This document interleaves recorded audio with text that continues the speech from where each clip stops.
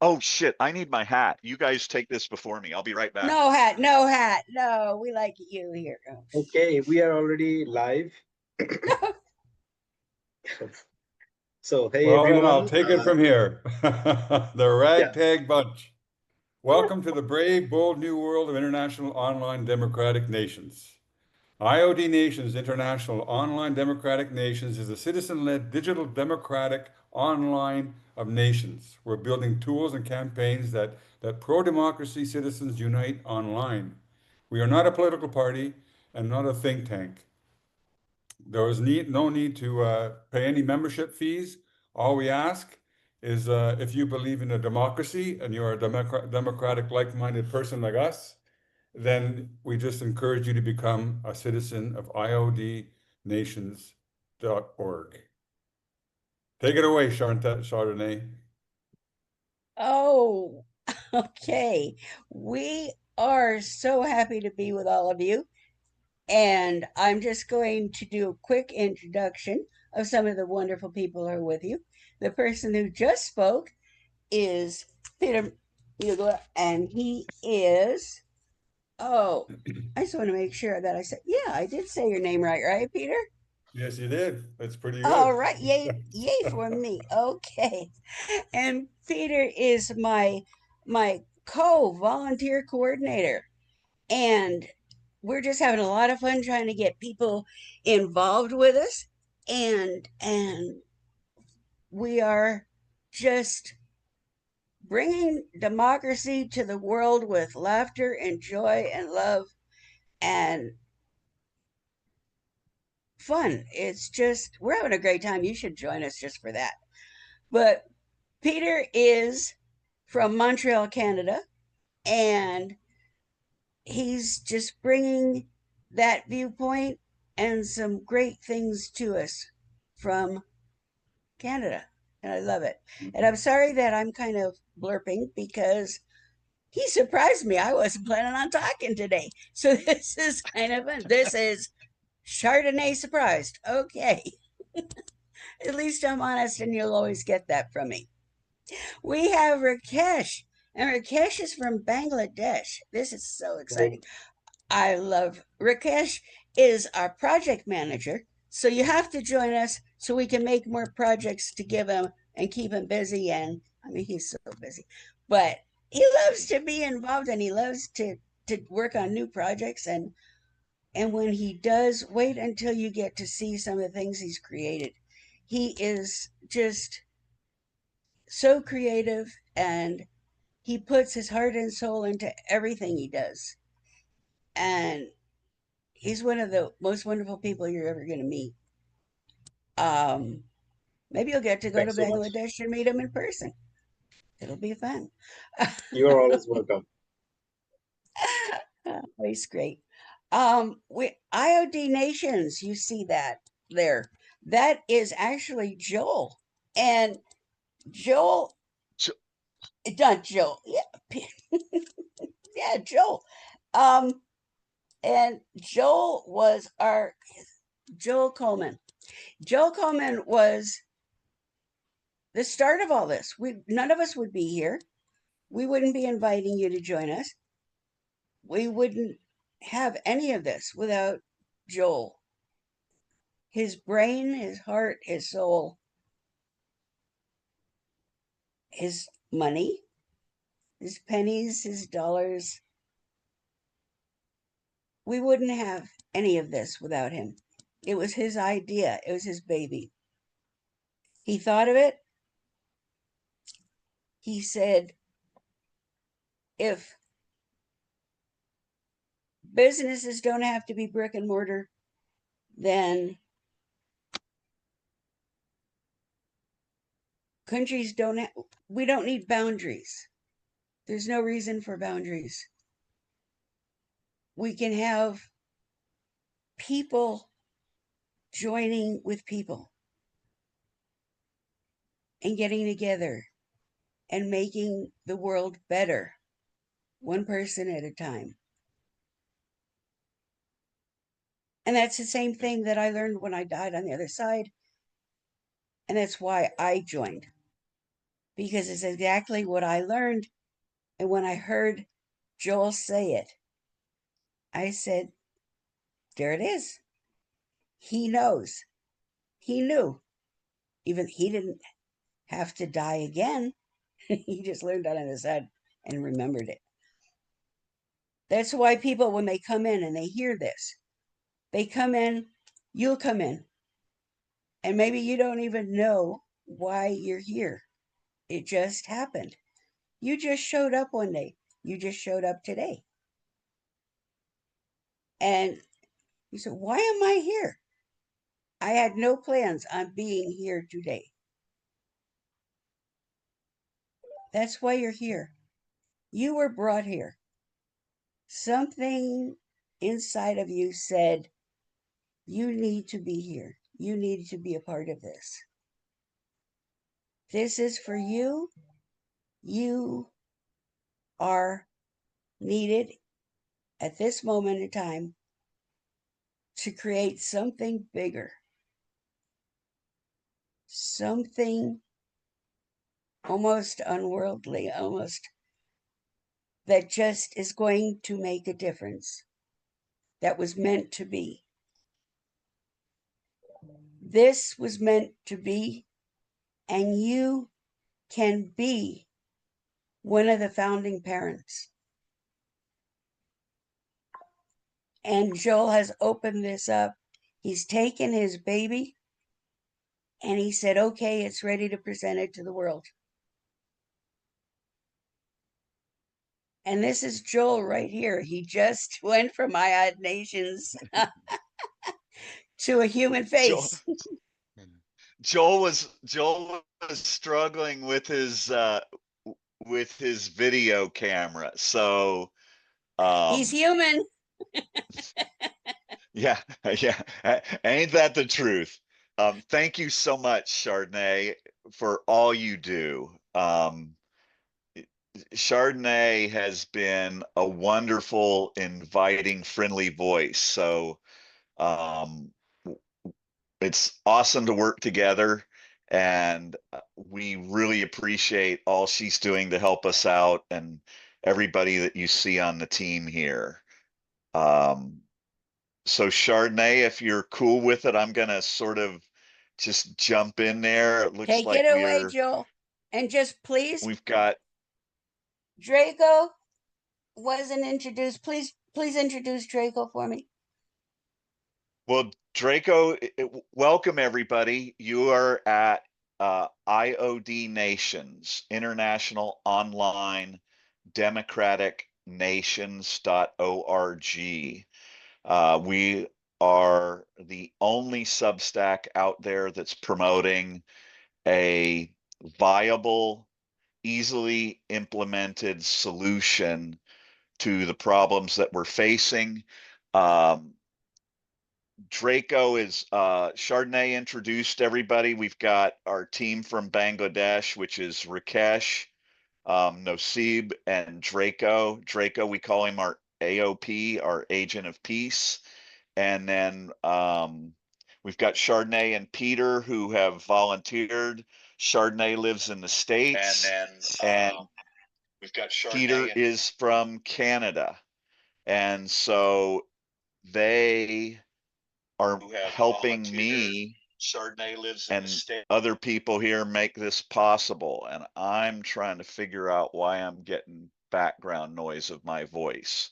But we're going to wait until we get about 40 people here.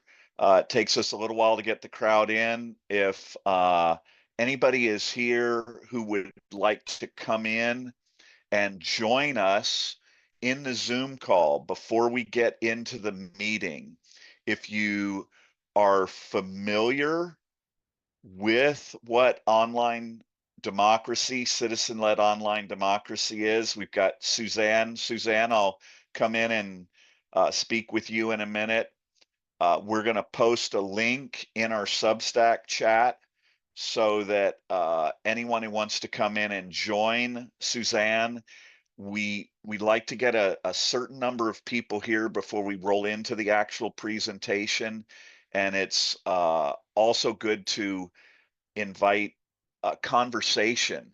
So Suzanne, feel free to unmute. Have you been here before? Are you familiar with online citizen-led democracy like Taiwan is doing or any of that? Tell us a little bit about yourself, if you would. Sure. I am not familiar with your organization. I'm just out having a walk, sniff walk with my dog. So I thought I would log in and listen. I'm in Utah, Salt Lake City, and Ogden areas. And I'm active with the Ogden NAACP and some other community-led organizations. But just really looking for a way to make a difference with other people, to collaborate How and cool. yeah, so that's me. I'm retired, I'm older, and yeah, have just had a business. You know, we own a small chain of coffee shops, and so we're phasing out of that a little bit and having some new people come in and take over, and so got some more time on my hands and just want to help build community. How cool. Let me go in and I'll tell you a little bit. So I've been developing this idea for more than 10 years that the citizens of any state, any nation, or anywhere in the world can and should be united online democratically. I came up with a quote that says, if a business no longer requires brick and mortar, then a nation no longer requires land and borders. Mm. And what I didn't realize was that as I was struggling so hard to try and communicate this to people in Taiwan, and we're going to play a video of her. There's this gal named Audrey Tang. It's spelled Tang. And there in 2014, there was a youth citizen-led rebellion called the Sunflower Movement. And the citizens of Taiwan had reached the point their government was just so screwed up. They only had a 9% approval rating by their citizens. And these primarily young people rebelled, and they demanded that the government engage with them in a way that would work with them, which was utilizing the internet and doing it online. And so if we're fortunate enough to have you stay through this, I don't know if you're out walking, if you'll be able to see the video, but you'll hear some of the discussion that we've sort of clipped and pared down, and I've done some comments on. But what's amazing is they've actually evolved and developed and implemented this whole system to the point where the citizens of Taiwan went from a 9% approval rating of their government to a 70% approval rating of their government, which Wow, that's in amazing. this day and age just seems almost unreal. And it has dipped a little bit since then. It's a challenge to implement this, but when you see it, they've been able to do it in a way. They have 50% of the citizens of Taiwan are actually registered online in this online citizen-led government that directly interacts with and really in some ways drives the Taiwan national government. And so, for instance, the process is kind of like this. Anyone who's online and registered as a citizen can submit an idea to the community. So, for instance, there was a 17-year-old girl who saw some of the stuff about plastic straws. She submitted a request for a ban on plastic straws in Taiwan. Once 5,000 Taiwan citizens support something like that through the online portal, the government is then required to deal with it.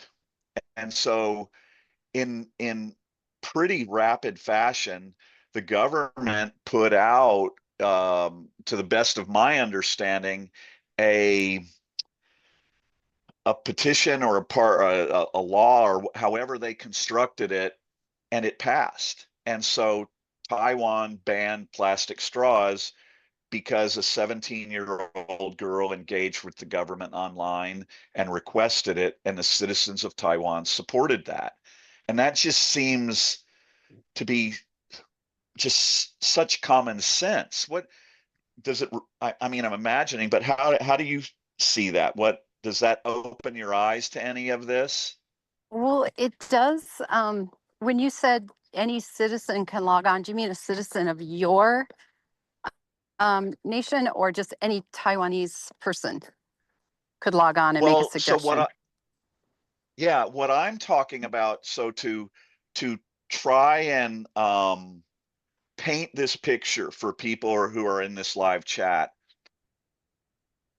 it's the idea that I always had, but I didn't realize that Taiwan had actually implemented it. Okay. So we're at an infancy stage, and we're in the process, or we'll be working through the process this week of starting to reach out to Audrey and the Taiwan movement. She became I'll call it a cabinet member. I forget the exact title of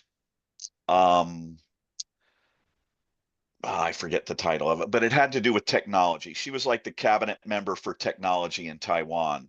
Oh, nice. We are we have this um, rudimentary portal on our website where, for instance, you could go on and become a citizen. You could just share an email, you'd become a citizen of iodnations.org. Okay. Okay, that was And my question. So she was a citizen of your entity in Taiwan, not your entity, but their no, no, entity no, that was no. active. Of their entity. Yeah, yeah. Yeah, yeah. She's like the foundation of it. When you watch what's going on, when we share the video today of what she's done and what Taiwan has done and the extent that they've developed it, our platform is so infantile compared to what they've implemented. And if I remember correctly, Iceland, Switzerland, the Netherlands, and Ireland are currently in contact with her and with them. And they are in the process of implementing this with their citizens of their countries. Now, so that they can develop this online citizen democratic integration with their existing government. What's Helsinki is what Rakesh is saying. But what's completely different about this when you come in and listen to us is we envision a world where, let's say, those 50% of the citizens of Taiwan, I look at it this way. Imagine that they are facing their national government, right? And they are integrated with and working with their national government. We contend that those citizens could also at the same time turn around and face the whole world. And they could, in essence, establish their own parallel citizen-led online government that comprises the citizens of Taiwan. And they could say to the world, come join us. We are an online citizen-led democratic Taiwan. We, as the citizens, will operate parallel to our existing government. We will work with them, but we will be independent. We can create our own constitution, our own Bill of Rights, our own Declaration of Independence. And what IOD Nations says is, for instance, Suzanne, you could decide that you want to become a founding member of the IOD Women's Nation, okay, the International Online Democratic Women's Nation.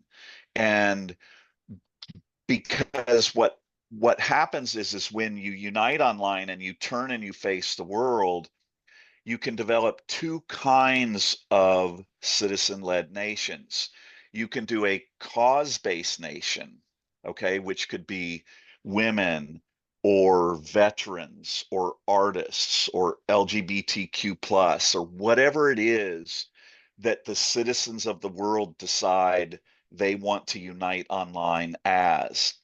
However, because it's online, because if a business no longer requires brick and mortar, then a nation no longer requires land and borders. You and I and Peter and Chardonnay, Peter can become a citizen of the online democratic Canadian nation. And the three of us, we can become citizens of the online democratic US nation. And what happens is, as an active participant in online democracy, we can exponentially compound our ability to affect change, because you could become, for instance, a citizen of the International Online Democratic Art Nation and the International Online Democratic Women's Nation and the Online Democratic US Nation. And you can help those different nations collaborate. So as we're watching the damage that's being done to, for instance, we'll take women's rights as an issue, as we watch what is happening in the United States. And if it's happening in the United States, it's going to affect other people around the world. The women's nation can collaborate with the Canadian nation or the Bangladesh nation or the veterans nation or the art nation, and you can multiply and compound your ability to affect things.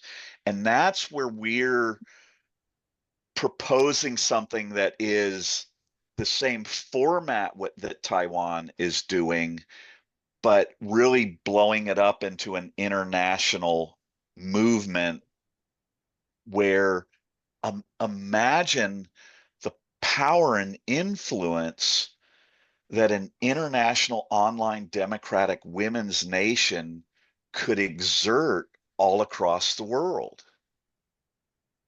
Yeah, I can see that. That's so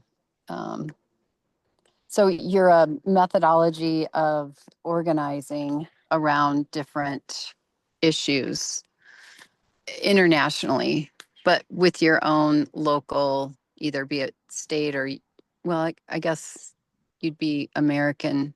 I think I get it. I think I've got it. We'll share some things with you that will further explain that, and we'll give you. So we've got a wide variety of videos, and we're evolving those, and we're doing better with them. There's a lot of work that goes on behind the scenes, and we are a passionate group promoting this, but we are not overly tech savvy. Okay, so we're some of the stuff that you'll see is a bit rudimentary, but it's the concept, it's the idea, and the most important thing about all of this is that it flips the script. So we the all of us around the world, like everybody who's here, most of us have this shared feeling of our inability to influence or change things. Our government's not really working for us. It hasn't been for a long time. The wealthy and the powerful and certain special interest groups and authoritarian and business groups have obtained this unfair advantage, and they're using the internet to do it. And we're going to show you how we flip that. So one of the other sayings that we have is, we do not access the internet. So if I were to ask you, and I'm going to invite Jamie in here. Jamie, if you want to comment, feel free to jump in if you're in the Zoom where you are, at the bottom, you can see a react button. And if you want to talk, you can just click that button and raise your hand, and I'll bring you into the conversation. And then we're going to go into our normal program and some of the videos we've got. But if we were to ask anybody in this group, do you access the internet? Almost everybody would say yes. But we look at it as kind of like the glass is half full versus the glass is half empty. We don't access the internet. We grant platforms that have established themselves on the internet. We grant them access to us. And that changes the power and influence dynamics of the whole internet, as you will see. So Jamie, go ahead. We're glad to have you here. What are your thoughts? Can you hear me? Yeah, welcome. Hey, how are you? I'm great. How are you? Busy and exhausted, Okay. like most people. Yeah. Yeah. So what Yeah. are your thoughts on all of this? Well, I mean, I think we're kind of coming to an interesting time, at least in America. And I know a lot of people in the group are, Jill's from the UK and Peter's in Canada and Rakesh and the others, Bangladesh. And, but here in America, I mean, we're preparing for a UFC cage fight in front of the White House for our 250th birthday. And, you know, it's, uh, it's getting to the point where, there's, retailers are still, hanging on to the sell dream, and people are, kind of over it. Some people are checking out. And I think, that we need to try to find a way to gain some momentum, both online and offline, frankly, because there's, kind of a growing movement of people being really done and tired of being controlled by the 1%. You know what's so interesting about that is um,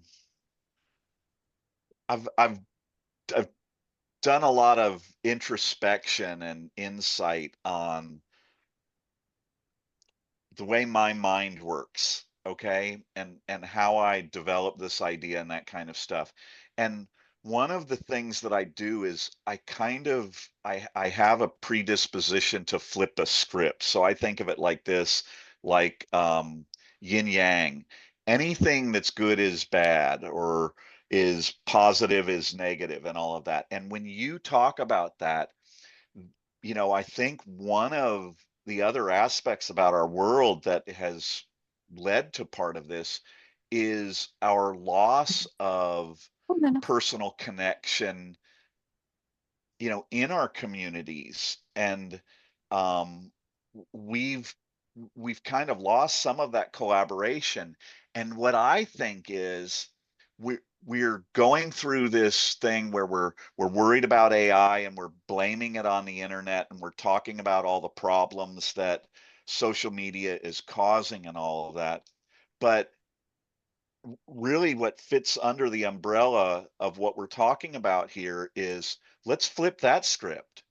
How do we use the internet to promote and encourage and involve us locally, and involve us engaging with each other, right? Because it is this amazing tool we have, where at the click of a mouse we can connect with each other. And why not use that better within our communities to develop that? It just seems, again, kind of in the model of uniting online democratically. I see it as also, let's use it to collaborate and commune as fellow human beings in our communities, right? Yeah, I mean, there's no doubt that the model works, you know, the ex-Taiwan model works, but No. there's a lot of political and technological interference from, you know, the powers that be. And I think that some of that is gonna change, but also, you know, AI is now tied into all of our global supply chains and global financial rings, and it's rules based. So there's a lot of bad players. I mean, there's at work, we have the tech crashing constantly. We're all under, you know, cyber attacks pretty constantly. And there needs to be more good going into the ocean than bad, like you say. And yeah, the yin and the yang, that's kind of the physics of how things have to change. But I think there's been, you know, there's a certain amount of people that are just burnt out on trying, that maybe need to be reconnected physically before, and recharged, frankly, from all of this before we can, you know, communicate in the strength of numbers that's needed to pull something like this off, if that makes sense. Yeah, it does. I'm going to invite Donna in, Jamie, and then I'm also, as a part of this, I'm going to address a question that Vivian has where she says she doesn't see where she can fit in.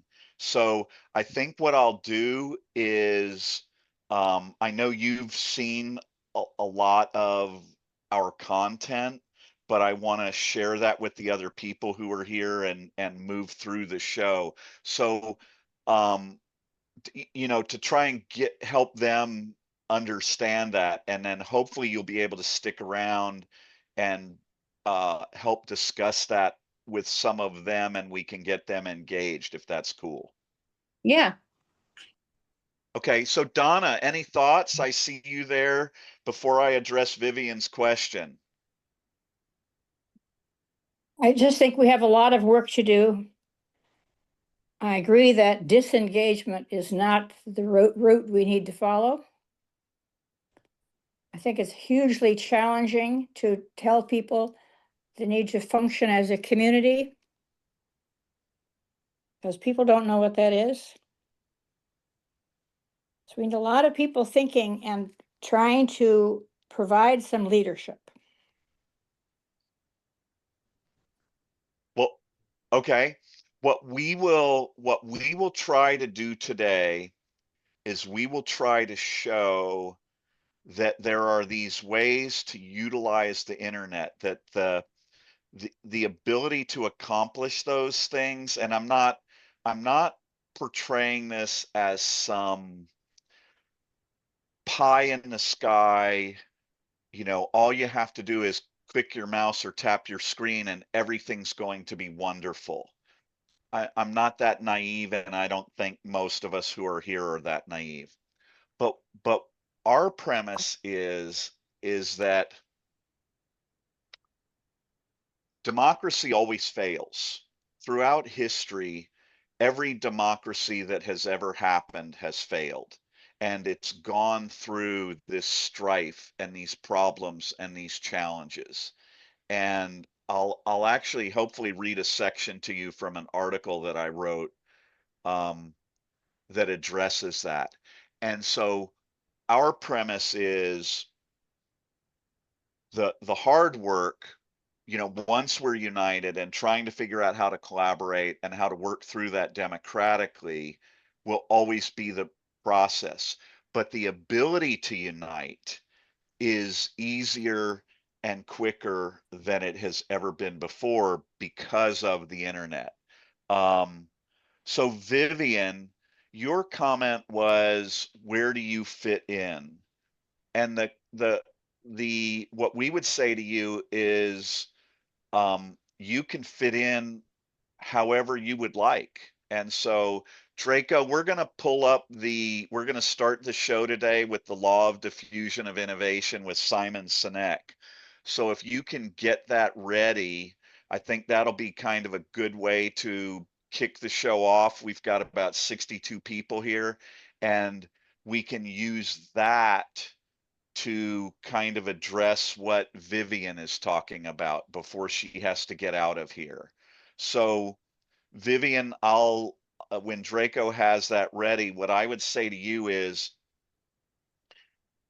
because of the opportunities that the internet grants, you can participate, you can fit in from as simple as clicking on and saying, I'd like to stay with you, iodnations.org, and follow you and just see what happens. And I can do that simply by clicking my mouse and following you, or becoming a subscriber on Substack is another way you can do it. We're working on getting our YouTube channel up in a different way that it is right now. So it's that simple. You can click your mouse and follow it and follow us. You can also do it to the point where you could say, damn it, I love this idea. I'm totally behind the idea of the women of the world uniting online, and I'm so excited and enthused. I want to help make that happen. I'd like to run for president of the International Online Democratic Women's Nation.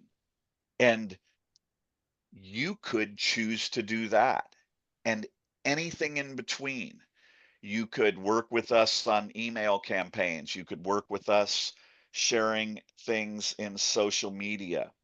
There are literally almost no limits to your ability to fit in. It's simply a matter of what we all, as active pro-democratic citizens, want to do and choose to do. I learned about Locke and Rousseau. Locke is considered like the one of the foundational teachers of democracy, and Rousseau took it and evolved it into how citizens need to interact. And hopefully I'll get a chance to read that. Draco, there we go. So Draco's going to bring up a video of Simon Sinek. I believe it's the third most watched TED Talk, and we've cut a section out of it that directly relates to what we're talking about. So go ahead and hit play, Draco. Something called the law of diffusion of innovation. And if you don't know the law, you definitely know the terminology. The first 2.5% of our population are our innovators. The next 13.5% of our population are our early adopters. The next 34% are your early majority, your late majority, and your laggards. The only reason these people buy touch-tone phones is because you can't buy rotary phones anymore. We all sit at various places at various times on the scale, but what the law of diffusion of innovation tells us is that if you want mass market success or mass market acceptance of an idea, you cannot have it until you achieve this tipping point between 15 and 18% market penetration, and then the system tips. And I love asking businesses, what's your conversion on new business? And they love to tell you, oh, it's about 10%, proudly. Well, you can trip over 10% of the customers. We all have about 10% who just get it. That's how we describe them, right? That's like that gut feeling, oh, they just get it. The problem is, how do you find the ones that just get it before you're doing business with them versus the ones who don't get it? So it's this here, this little gap, that you have to close, as Geoffrey Moore calls it, crossing the chasm. Because you see, the early majority will not try something until someone else has tried it first. And these guys, the innovators and the early adopters, they're comfortable. So, Vivian, you and every person here, all of us, whether it's adopting any type of change, the law of diffusion of innovation it's called a law because this is how human beings as groups adapt to change. There's always a group that leads it, the innovators and inventors, and there's always the last people to accept it and embrace it. Those are the laggards. Uh, Arthur Schopenhauer had a great quote about this. Uh, he said, all truth, and truth, new truth is change. Okay. And he said, all truth passes through 3 stages. First, it's ridiculed. Second, it's violently opposed. And third, it's accepted as self-evident.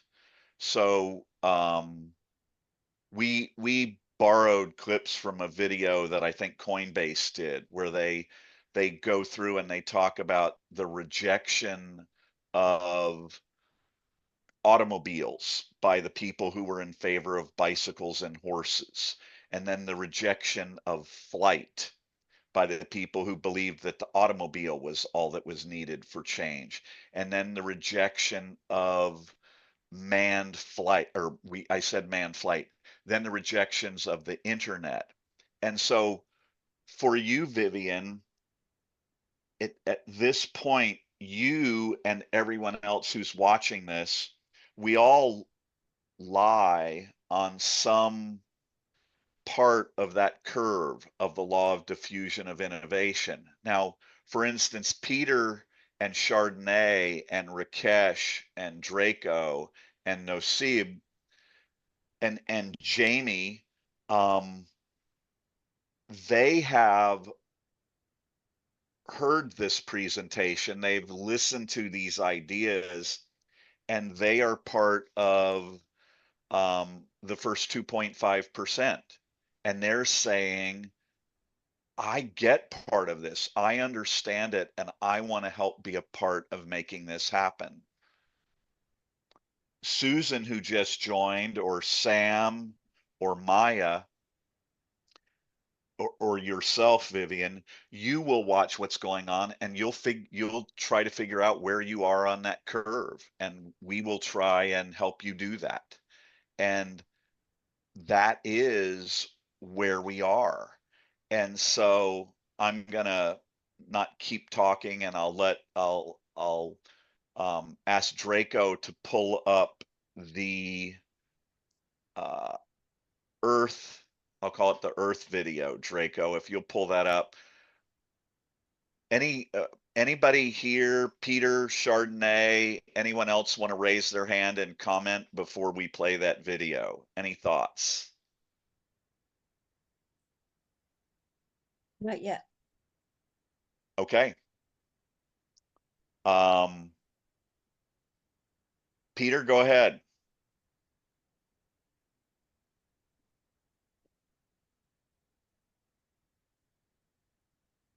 Yeah, I just wanted to mention to make it, everything has a time to move, and nothing changes without a catastrophe. And what is happening now is people are becoming at the end of their lines, and they're looking for something. They're grabbing at anything they could find to correct whatever is happening. And you're right, Joel. Democracies have changed and have been lost, changed, and redefined. And with the tools we have now, that's exactly what we're doing. We're redefining how we're going to use a center of messaging and the premise of democracy, and want to attract anybody who believes in democracy to get online under one umbrella.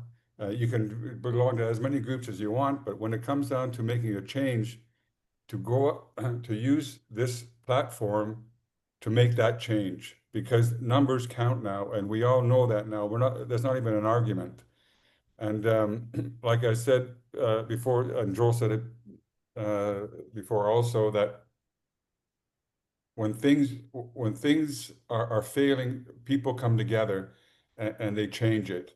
And it doesn't look the same, but whenever they change, and I saw this, I don't know how many times in Canada, but I've seen it a lot in the world, where we start off with, we've been through worse than this. And whatever happened, it was bad enough but when we came out of it, it was a little bit better. And I think this, I don't think, I believe this is what we're doing now, is we're changing the how we do it. And when we come out the other end, it will be better. It will be a better world. Thanks, Peter. I'll tell you, I was working on an article last week with Claude. Claude is an AI that I have more trust in its integrity than I do with the others. Not that I'm some expert on AI, but I told Claude, I said, I've reduced this concept down to this really fundamental equation. And it says N plus C equals D. And it's this, it takes freedom and democracy and it reduces it to its most simplistic form. And what it means is this: the strength and effectiveness of democracy is a formula of how many people do you have? That's N, numbers, plus how well and how efficiently are they collaborating democratically, free and democratically. So that's N plus C, and that equals D, democracy. So the strength of every democracy in the world, what made the United States of America such a powerful influence on freedom and democracy across the world was we were one of the largest nations in the world. We collaborated really well for about 240 years, reasonably well, not as well as we thought, but we have an overinflated opinion of ourselves, right? But we did do some things incredibly well. We became the economic driver or leader in the world, right? And that was a part of our collaboration as a nation. Our business leaders, our political leaders, our citizens, all of this helped us create this really impressive economy. Okay. And for years and years, that was what led us to have this really strong democracy. And what we're saying at IOD Nations is, at the click of our mouse or the tap of our screen, we can create a new online citizen-led democratic United States. And our government is corrupted now. Our Supreme Court doesn't function the way it's intended to. Our executive office, the presidency, is foundationally broken. It's violating the Constitution on a daily basis. 30% or more of our citizens readily, they don't just accept this, they embrace it, they champion it, and they will fight for it, right? And many of us who are here in this chat right now, we're besides ourselves, and all over the world they are. What can we do to make things better? And we can click our mouse or tap our screen, we can unite online and we can collaborate. We don't just have to collaborate as the United States of America's citizens. We can do that with you and the citizens of Canada, Peter. Imagine we can actually become more, much stronger and more powerful and influential than we have ever been able to be as citizens simply by uniting online. And everybody doesn't have to be all in and make this a part of their life. They can do it as simply as saying, um, Eileen or Cynthia can say, my issue is women's rights. And so I I don't have time to get involved with all this other stuff, but the International Online Democratic Women's Nation, hell yes, count me in. And I want to get daily or weekly updates of what their major issues are. And I can just get alerts on my phone or on my computer. And I can pick a couple of issues that I want to be actively involved in or donate to or be a proponent of. And that can be my role that I'm willing and capable to commit to as an online democratic citizen of the International Online Democratic Women's Nation. And that's how I'm going to function and be a more effective, powerful, and influential democratic woman in this world. And that could be done in as little as, 5 to 15 minutes a week. And that's where we are right now. We think that everything's broken, and a lot of us have given up, and we're saying don't give up. Change, as the military army says, adapt and overcome. Let's make this stuff happen. Draco, can we play that? Jamie, I reached out to the various groups, to 5051 and the No Kings movement and Indivisible. They just don't seem to grasp what we're talking about. I got some traction. We'll talk about that later, but this is a rudimentary video for everybody that's here who hasn't seen it. And I might stop it once or twice to give a little further explanation, but this will explain the idea of who we are as the citizens of the internet. So go ahead and hit play, Draco. Welcome to iodnations.org, International Online Democratic Nations.org, where we're promoting online citizen-led democracy, very much like Taiwan has had for the last 11 years, which has resulted in increased public approval of their government from 9% to 70%. There are three fundamental premises. One is that if a business no longer requires brick and mortar, then a nation no longer requires land and borders. The second one is we are the internet. We do not access the internet. We grant the internet access to us. Without us, they ain't shit. And the third foundational premise is if you are not actively pro-democracy, if you are not pro-democracy, then you are not pro-democracy.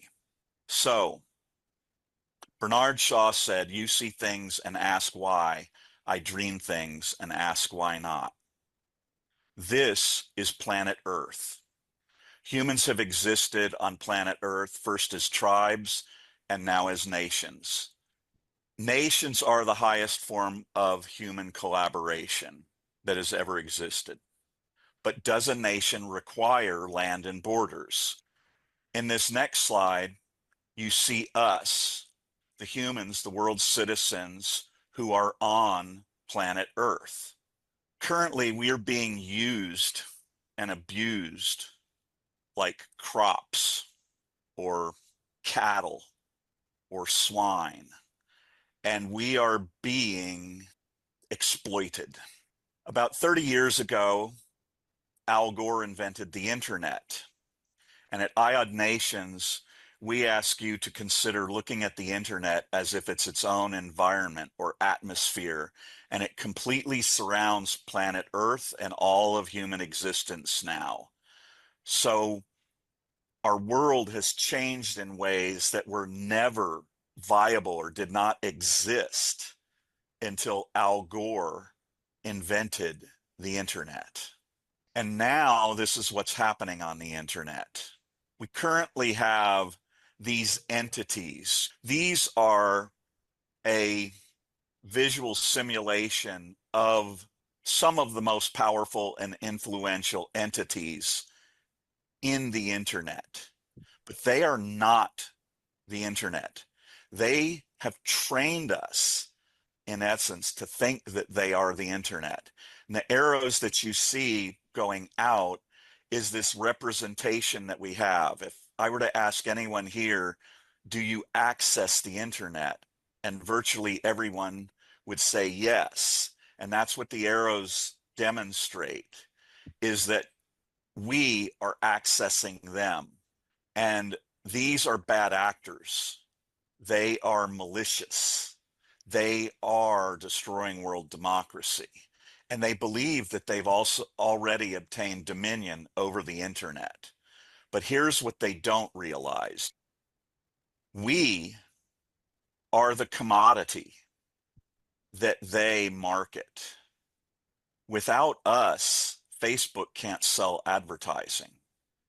We think that we're actually accessing Facebook or YouTube or Instagram or TikTok. But the reality is we're granting them access to us. But if we choose to unite online, as for instance, the IOD US Nation, the IOD Women's Nation, the IOD UK Nation, these are citizen-led unifications. They are separate from our existing traditional governments. These nations, like the IOD Youth Nation and the IOD Art Nation, they can have their own constitution. They can have their own Bill of Rights or Declaration of Independence. They can have their own voting systems with ranked choice voting if they want. They are their own nations. They are their Go own ahead and entities. Pause But that, what is Draco. amazing about So at IOD Nations, what we imagine you to do, what we ask you to imagine. So welcome to everybody who's joining us in this process, in this show. IOD Nations promotes the idea of online citizen-led democracy. If a business no longer requires brick and mortar, then a nation no longer requires land and borders. So in this illustration, at the top of the smaller circle, that smaller circle, the bigger circle is the internet. It is this environment. It is this atmosphere that now surrounds planet Earth. Okay. And it's reached the point where it's driving what happens on planet Earth instead of us affecting the internet. It is getting more power and influence every day. And what we contend, you'll see the IOD US Nation, the IOD Women's Nation, the IOD Denmark Nation, and let's say the IOD Youth Nation. Women and the world's youth have historically been left out of positions of power and influence. I think we can all agree on that, just like people of color have, just like climate activists have. We've failed to impose our will and our freedom and democracy upon those who are governing and leading us. So imagine, if you would, that the IOD Art Nation makes a proposal. All the artists, or a large number of artists from all across the world, have united online and they formed their own nation. And Vivian says she can't connect with us directly. Can Draco or Rakesh, can you help her out, sort of figure out what she's looking for? So let's say the IOD Art Nation says, you know what we want to do? We're tired of these big music sharing platforms making money off of our music and yet failing to allow us to really benefit from our art. So we can use AI, we can create our own music sharing platform as the artists of the world, and we would like to ask the International Online Democratic Women's Nation and the International Online Democratic Youth Nation to utilize our music sharing platform.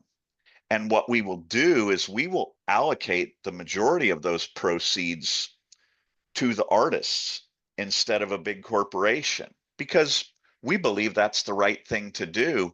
But we will also contribute a small amount from our art to support the Online Democratic Women's Nation and the Online Democratic Youth Nation, because if we all unite online democratically, it benefits all of us mutually. And the International Online Climate Nation citizens say, hey, we like this idea. We want to be a part of that too. And all of a sudden, the biggest music sharing platform in the world has become the application built and put forward by the International Online Democratic Art Nation. And the democratic citizens of the world are supporting it because we would all like to see the musicians and the artists benefit and promote that together. And so that's the point of this.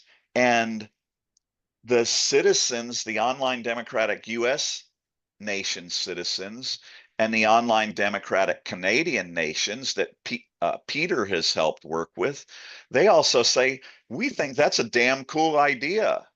We're going to promote it and advertise it within our nations. And immediately what you've done is you've created this massive collaboration that isn't just about artists financially benefiting from their art. It's also benefiting freedom and democracy all across the world and making this inner circle, this environment that is pro-democracy, pro-freedom and democracy on the internet. You're going to see in a minute now Facebook or YouTube or Spotify, they're going to try and access us, the free and democratic citizens of the world, and our place on the internet. And we're going to say, sorry, you don't get direct access to us on the internet unless you can prove to us that you're pro-freedom and democracy.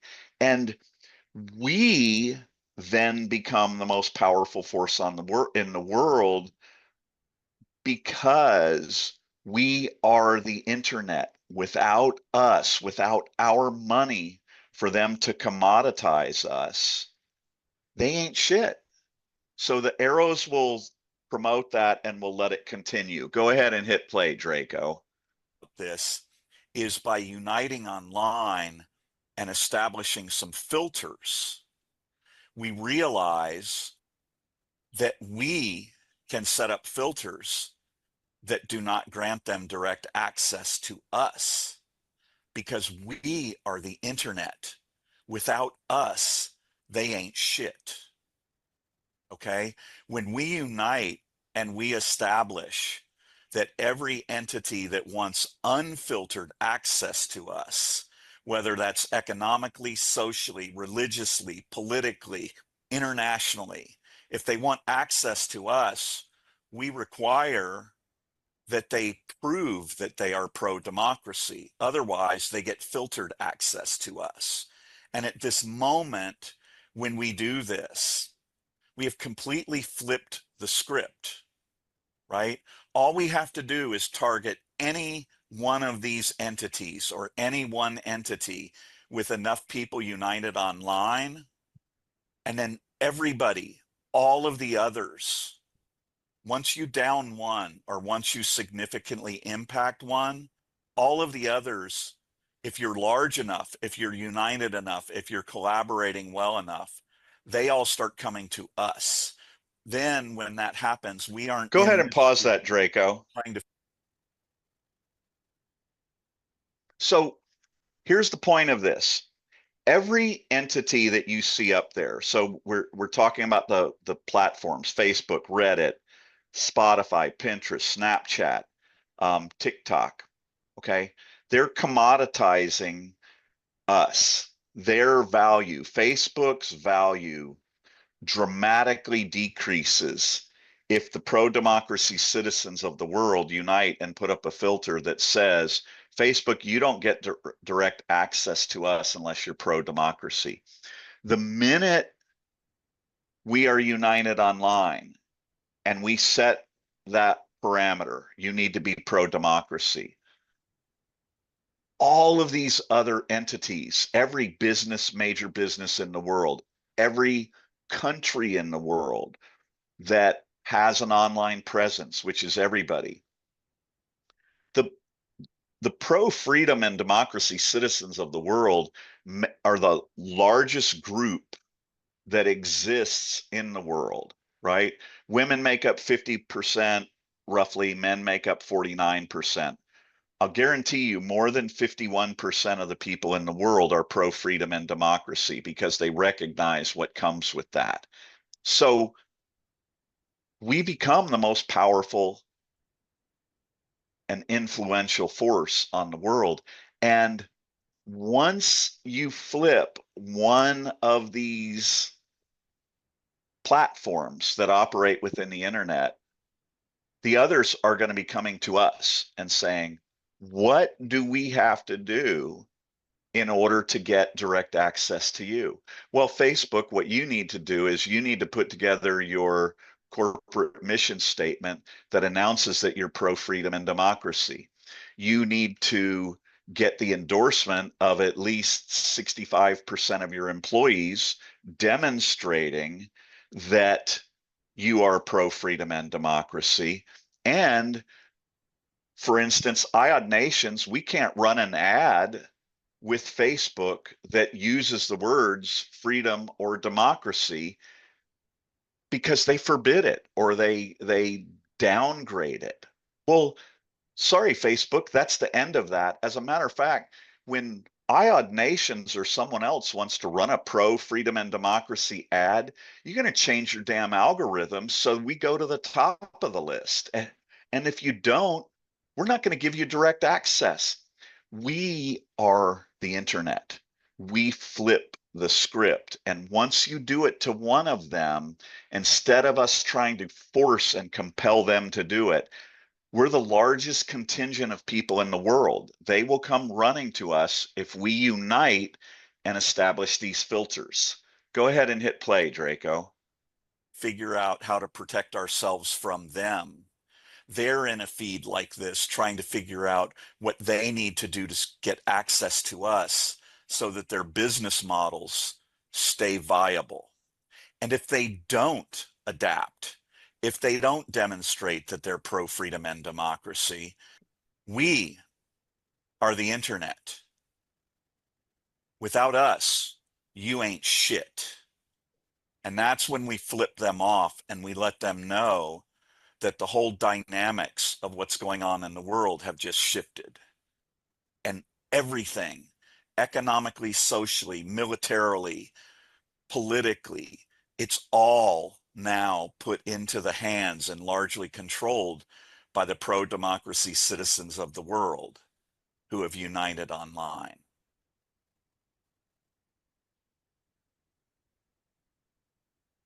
Let's go to the next part, Draco. I want to show the groups of people if we could.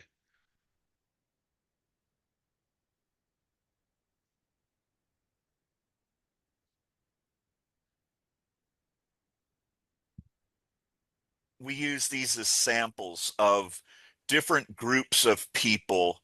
You know, you could put your issue with adherence to the US Constitution, and you could put that over and replace Ukraine with that. Okay. And so that could be groups that are really worried about the US. Let's pause that there. So currently, we're all here as the individuals you see at the bottom of this screen. And so, for instance, in Canada, there's the pro-climate citizens, there's the tourism groups, there's the industries. These groups are all reaching out to us, trying to get us as individuals to support them. For women, that might be Now, it might be Planned Parenthood.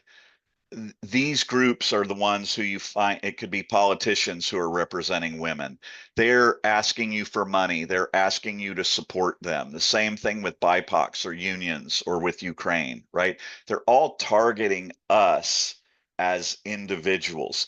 And it's an insanely ineffective and inefficient methodology given what the internet provides. Draco, can you fast forward that to the next image?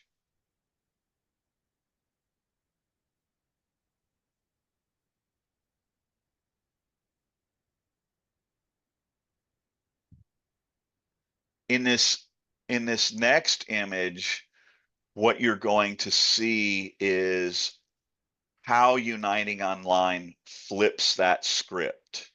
So now what you see is what we are championing and proposing, and why we're asking you to simply go to our website, iodnations.org, and you can do the most basic thing, which is follow us. You can subscribe on Substack, or you can click on our website that you'd like to become a citizen. Citizen means you just share an email. Okay. What flips here, what we're all missing as pro-democracy citizens, is that we don't need to do everything individually first. The power and influence that we want is all available simply by tapping our screen or clicking our mouse. And once we're united, now, like you saw in that previous image, the women of the world unite online as the IOD Women's Nation. And now the group Now and Planned Parenthood and these other women's groups, they're all working together and collaborating under the umbrella of this online women's nation. And they're coming to all of us at once, because when we united, we became the most powerful and influential force for women and for democracy in the world. And they come forward and say, our group, our IOD Women's Nation, is functioning like the Taiwan online citizen-led nation. And we have our own Constitution and Bill of Rights and Declaration of Independence as the women of the world, okay? And we've decided that we would like to ask all of the pro-democracy citizens of the world to support us in this particular objective. We put it forth as a proposal within our nation. We got a 66% vote of support for this proposal. We're going to implement this. Can we get other groups of you to support us? So that could be the Women's Nation, the Youth Nation, the BIPOC Nation, right? And imagine under the BIPOC Nation, you can have the IOD African American Nation, okay? And under the IOD Women's Nation, you could have the Women's People of Color Nation or the Women's Black Nation. And the citizens of both of those get to collaborate. You've now made women of color their own powerful and influential entity that crosses. Many of them may be young people. Many of them may be from Canada, or they may be Indigenous women from Canada. And they now get to collaborate in all of these different ways and get the whole world of pro-freedom and democracy citizens working with them. And the point of all of this is this simple. The most power and influence that we get is not these individual outreaches and support that we all keep doing. All that needs to happen is to get the pro-freedom and democracy citizens of the world to unite in one place or a couple of places online. All these influencers, all these groups will come to us. They will seek us. That's what IOD Nations promotes. And that's why we're asking you to consider sharing us, restacking us on Substack, and supporting us. And we believe that some of you will become some of the leaders that we've been waiting for. That's our position. Draco, can you pull up the video of Audrey Tang? So for those of you who have been here for the majority of this presentation, we talked earlier about VTaiwan and what is going on there, how Taiwan has 50% of their citizens already uniting online. And so we're going to play some brief clips of her talking about how far they have evolved this online democracy. And what you're going to realize is that if and when the citizens of the United States choose to unite online democratically, all of this infrastructure is out there and available. And Fred just joined and asked, uniting against what? Fred, we're really uniting for something. We are uniting for freedom and democracy, and not primarily against. We're uniting to put the power and influence into the hands of the pro-democracy citizens of the world. So Draco, go ahead and hit play if you would. And if you decimate the trust in democratic processes and let people fight against each other about the outcome of election, that is one of the most sure way to decimate people's trust in democratic institutions. So in this clip, we see Audrey talking about how Taiwan and VTaiwan and the citizens of Taiwan are working together to improve and maintain the belief in their voting system. We're specifically talking about the credibility of democratic voting. If any complaints came out about the voting process, they asked all three parties to submit their videos of that counting process at that location. Actually, regardless of which party they support, there's no such rigging going on. And all the three party leaders came out and said, yeah, there's no such rigging going on. So again, by anticipating what attack is going on and letting people know that these attacks are coming, it inoculates their minds against such polarization. What this does when this happens a couple of times is it inoculates the citizens who are voting from getting caught up in the propaganda and the lies, right? In VTaiwan, they call it pre-bunking. They debunk these ideas ahead of time by putting in a system and a strategy and tactics that show that the voting system is working. And so the citizens are inoculated. They know that some of this bad shit's going on, and they don't even pay attention to it. Or if they do, as we're going to show you, they have a place to go and find out whether what's being said is true or has any validity. If you were digital minister for the United States today, what one or two strategies would you deploy right now? Yeah, so again, one of the sure things is pre-bunking, and the other thing is like rapid response to the trending rumors. I can now kind of recognize how these propagandists and liars function and what they're trying to do to hurt democracy. In Taiwan, we have a collaborative fact-checking network built by the civil society called CoFacts. And anyone can just long press any rumor that they receive and report that into a shared dashboard. And so we can very easily see what are trending right now, what kind of rumors and mis and disinformation are trending.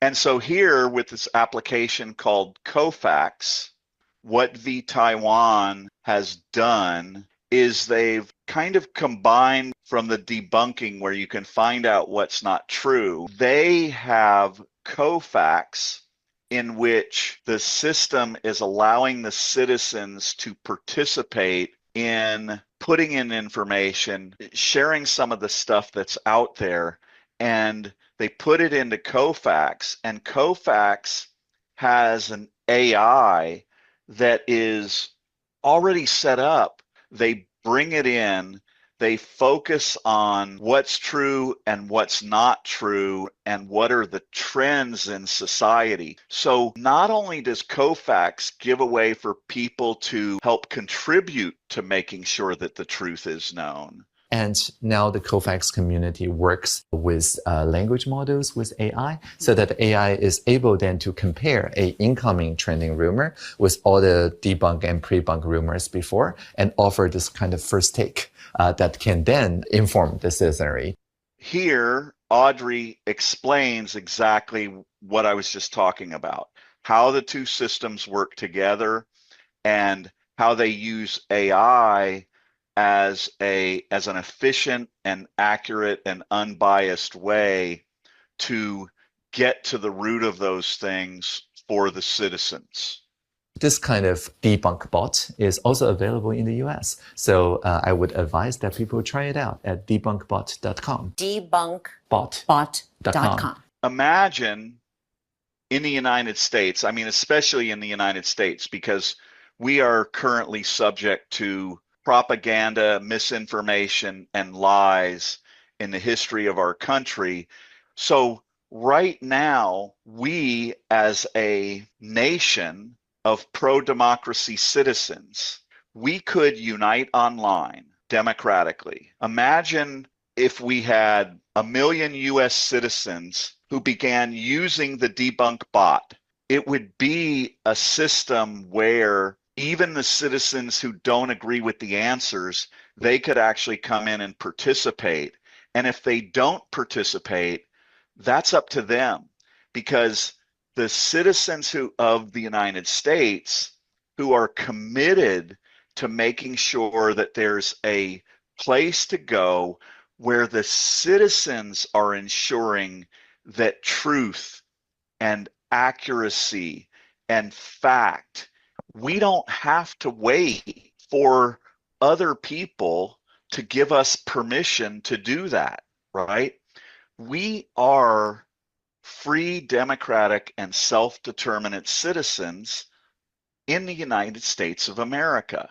And what Audrey is doing and Taiwan and vTaiwan are doing is they're literally showing us how this is already being done. But they actually have a functional government that has a way to deal with propaganda and lies and misinformation that is led by the citizens.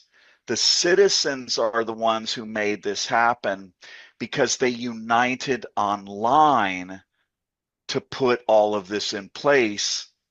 And don't we all want a more truthful, factual, honest way of getting information that we can depend on? And at IOD Nations, what we're telling you is it's right here. It's right now. If we unite online, if we do that, if enough of us do that, we start online citizen-led democracy in our country. So imagine you're the citizens of Iran and the citizens of the United States of America, okay? Let's take what Taiwan is doing on a national level And now let's turn it towards international, which is where all the big conflicts happen, right?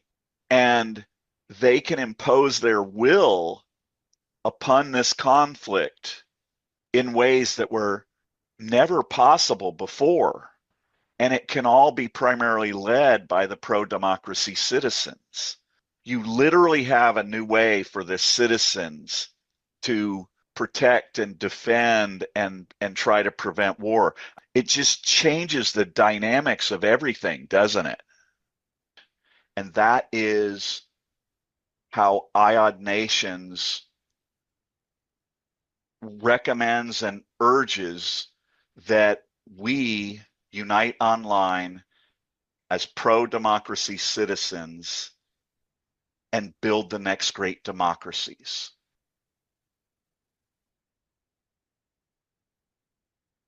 Thanks, Draco.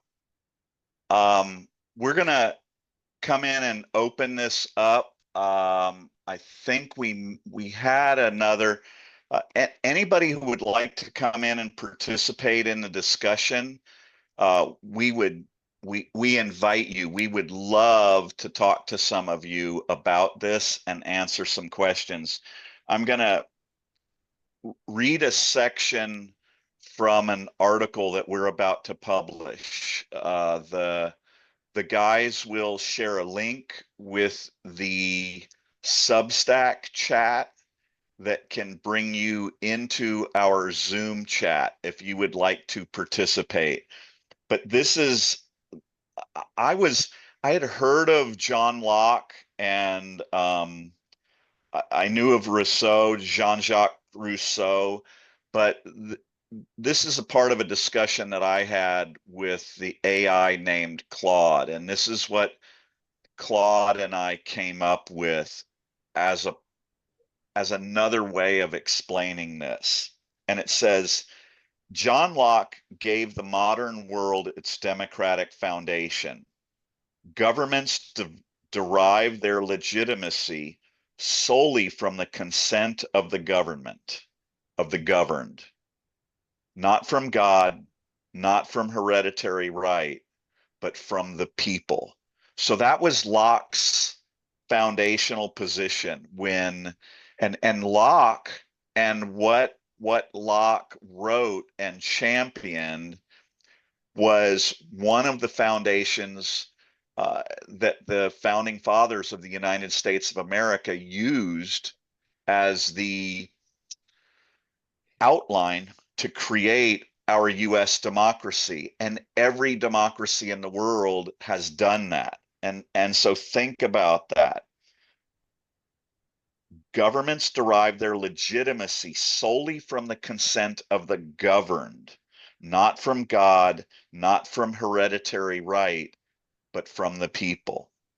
Now, Jean-Jacques Rousseau came in and elaborated on this. And this is a really, really cool part about what we're talking about. Rousseau sharpened that blade a generation later. And he said, consent every few years, he argued, was not real consent.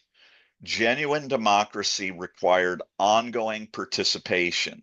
Citizens not merely choosing their governors periodically, but governing continuously. The people weren't just the source of legitimacy, they were the government. So if you listened as we were talking about what Audrey and Taiwan are doing, over and over and over again, these platforms, the debunking, and I forget the name of the other one, they were specifically allowing and facilitating citizen-led government. Okay, exactly what Rousseau was talking about. The reason that we're all here, if you're in the United States and you're older, like Chardonnay and I are, and I'm not quite sure how old Jamie is, but I'm sure she's old enough and understands this. The reason we're here is because throughout our whole education as young people, we were taught that our responsibility in our democracy was to vote. Okay? You vote, that's what a good democratic citizen does, and that's how you have a viable democracy. Well, how's it worked out? Voting has not been enough. And Rousseau saw this, and listen to this. Then Rousseau admitted what haunted him. It was impossible. Citizens couldn't continuously govern themselves at scale. They had jobs, farms, families, distances between them that couldn't be crossed in time to make things matter. Representative democracy, periodic elections, delegated authority was the practical compromise, not the ideal. It was the compromise. And he wrote in 1762, the infrastructure that, and that's what he wrote. And what this article says is this, that infrastructure, okay, that inability to work and collaborate together that wasn't happening because of jobs, because of farms, because of families, and all of the time involved. Online citizen-led democracy now facilitates that. The exact reason that Socrates proposed that democracy was doomed to fail, the exact reason that Rousseau admitted it was only really viable on a local level, the internet has changed that. So William or Ghislaine or Barbara, we can now unite online. Okay, we don't face those boundaries. A nation, a democracy no longer requires land and borders. We can cross those at the click of a mouse, right? We live in this era where the biggest weakness of freedom and democracy has now been solved. And as we're sitting here thinking of all of the horrible things that are happening and how ineffective things are and why we're so frustrated, what we at IOD Nations are saying is join us, unite online and watch what happens, because Amazon, they built their online business by getting large numbers of people to use them. We're the large numbers of people. We're the commodity that makes Amazon viable, or Facebook viable, or Spotify viable. And all we have to do is click our mouse and unite together. And now they all have to come running to us. We become the most powerful and influential force in the world. The women of the world can unite online and they can say, hey guys, you now have to deal with us because we are powerful, we are influential, and you want our damn money, and we're not giving it to you unless you work with us to ensure our freedoms and our rights. And that's what IOD Nations is about. And that's why we're here. And that's why you should share us. You should restack our articles. You should consider becoming a citizen and supporting us. Because when you do it, you are supporting, promoting, and championing citizen-led democracy, the only form of government other than authoritarianism. There are no other options. That's the best I've got, unless you want to see our we'll lighten this up a little bit for you right now. So we're gonna invite people to come in and talk with us and ask us questions. We're going to we're gonna play a video that Draco and I made that has to do with the Matrix movie. And this was one of the things that hooked Peter to volunteer with us. So Draco, play the Matrix video and let's, Peter, go ahead before he plays it. What do you got to say? And anyone here who wants to talk, come on in. I know that the word, because we were talking before, like with with Chardonnay about what's the meaning of love, and everybody has their own concepts of what's the meaning of love. So we can stay here and say, we're going to share the love, we're going to share the joy, and those are all ambiguous words that mean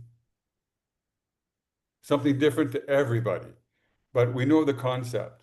But in a democracy, we tend to veer off and say, well, what's your definition of democracy? What's your definition? There's not everybody's definition of democracy. There are certain principles, and I suggest everybody read those principles, and if you agree with those principles, that's what we're all about. And the last one I can say, we can print them. They're from the UN, the fundamental principles of democracy, and we become all more aware of what we're here for. And the principles don't change. And one of them is the citizen participation, like you said, Joel. We need people with the understanding of what is democracy and what does it mean to me and how much the democracy means to me, and I want to follow these principles. And one of them, like you said, democracy demands citizen participation, involvement. Become aware of what's going on, becoming aware, educated of what's going on in the world, what's going on in your backyard. And imagine, like what Joel, like the concept was so simple, but it's so difficult to express. Imagine the empowerment I get if I had 1 billion people behind me. I make a decision, I make a request, and I'm empowered now because I have 1 billion people behind me thinking the same thing. Now, can I make a difference with 1 billion people? I think so. I think I can get somebody's attention, at least, and then it'll open a door to a conversation. But that's the premise of democracy, is coming together as a group and making a change for the good. Well, we always intend to make it for the good, but and negotiate, compromise, and we're going to get close with that kind of format and platform. We'll be able to make big changes, and for the better of humanity. That's my concept, and I hope you get the same concept that the Matrix, like you said, Joel. I had to watch The Matrix a couple 100 times before I really got it. The concept, and could this be, is this possible? At first I said, this is not possible. But when I started looking at it, maybe the 50th, sorry about that, guys. You can, when you get that, when I got it, it's the same thing as this, International Online Democratic Citizens. Democratic Citizens Online, it just hit me. So I hope everybody reads the principles of democracy, and that's what we follow. That's my ending line. Carry on. I'll tell you something. In this conversation that I had with Claude, I expressed my frustration. I said, it's so simple, Peter, and you and I have discussed this, and Draco, and I know Chardonnay's been in it, and I know that Rakesh has been in it. It's like, this is so simple. Democracy is simply how many people do you have, how well do they collaborate, and that determines how strong your democracy is. And I asked Claude this. I said, what is going on? Why is it so hard for people to grasp this concept? And in essence, Claude said, it's so simple, right? It on the one hand, it's outside the box, right? It's not the way people's thinking patterns are oriented. And then on the other hand, it's so simple that so many people fail to grasp how powerful it is, right? And it was just, and it still is. I do remain confounded at what it's going to take. And as we've discussed, we need an influencer. We need, or a couple of influencers or some politicians. And I'll give you this premise that I had. I don't know how many people here are familiar with ranked choice voting. To the best of my knowledge, I don't know many countries that have it, if any. I know once, to what I know, one state has it. I forget which state. It's one of the northeastern states.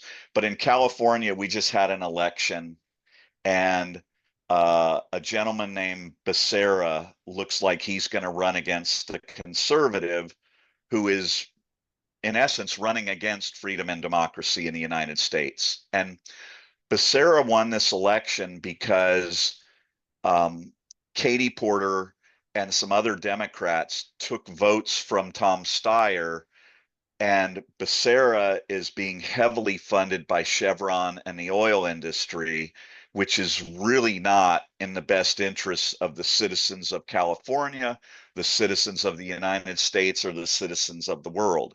Now, we could, and we need to, develop ranked choice voting. And what that would have meant was, if I really thought Katie Porter was the best candidate for governor of California, I could have voted for her without throwing my vote away. Because what would happen is, if Katie Porter was not ranked as my highest choice, or was ranked as my highest choice but didn't make it through the primary, ranked choice says my vote would then have gone to my second choice. And my second choice would have been Tom Steyer. And so all of these people who got divided, these pro-democracy Democratic citizens of California, our votes got split. And we now have a corporate controlled, manipulated, and influenced Democrat as our only choice for governor in the state of California. Now, if the women of California had been united online and they could have their own online Democratic California nation with everybody in California, we could compel the California government to vote in ranked choice voting. The citizens of California who unite online could do that as a part of their government, and they could then use their power and influence to make that happen in the state.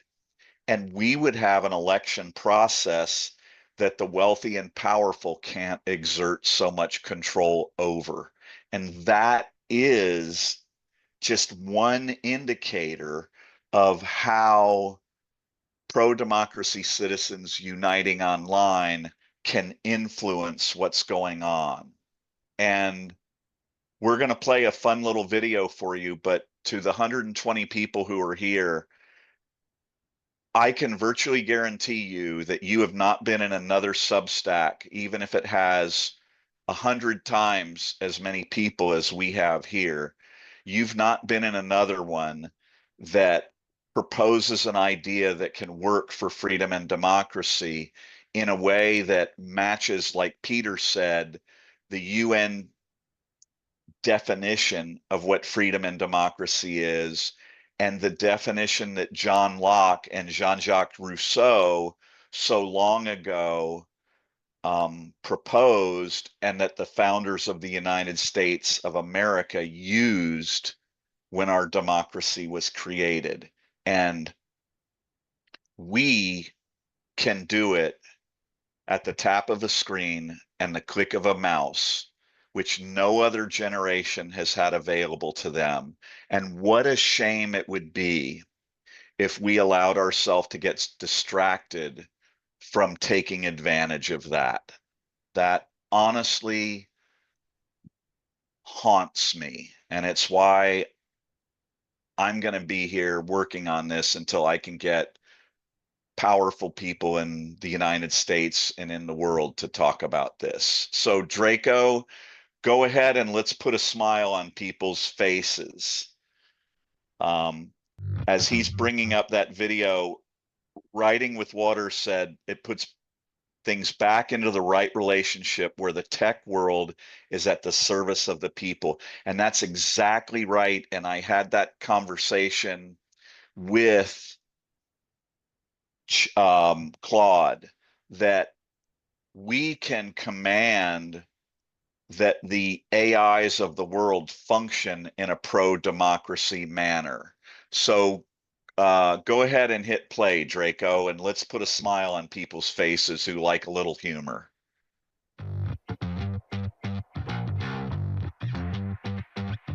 This is our construct. A planet of continents, of land and borders. At least, that's what previous generations believe. This is our real construct. The trad world is now subservient to our virtual world. Welcome to the real world, Neo. A brave new international online democratic world. Buckle your seatbelt, Dorothy, because Elon is about to go bye-bye. So, we do not access the internet. We filter their access to us. We are the internet.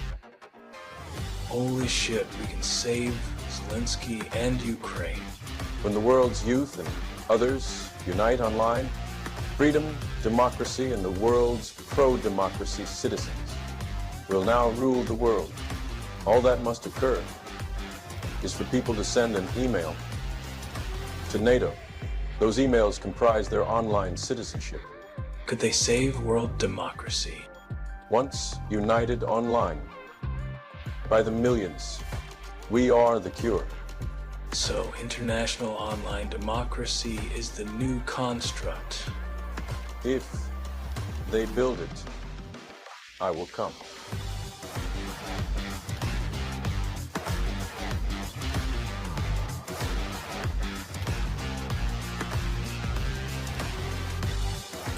So you're here to save the world. No one has ever done anything like this. That's why it's going to work.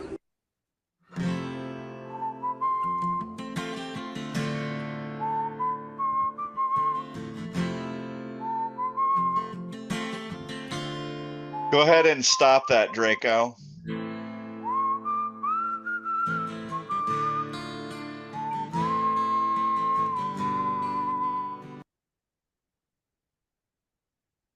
So I just see a name that jumped into our live chat in Substack. That's Susan Rice. How cool would that be if that was the Susan Rice? And we could all have that discussion with her. Any chance that's you, Susan? You want to come into our link on Zoom? And you don't have to be that Susan Rice. We would welcome any Susan Rice or anyone else who's here that would like to come in and chat with us in Zoom before we end today's show. We hope you've enjoyed it.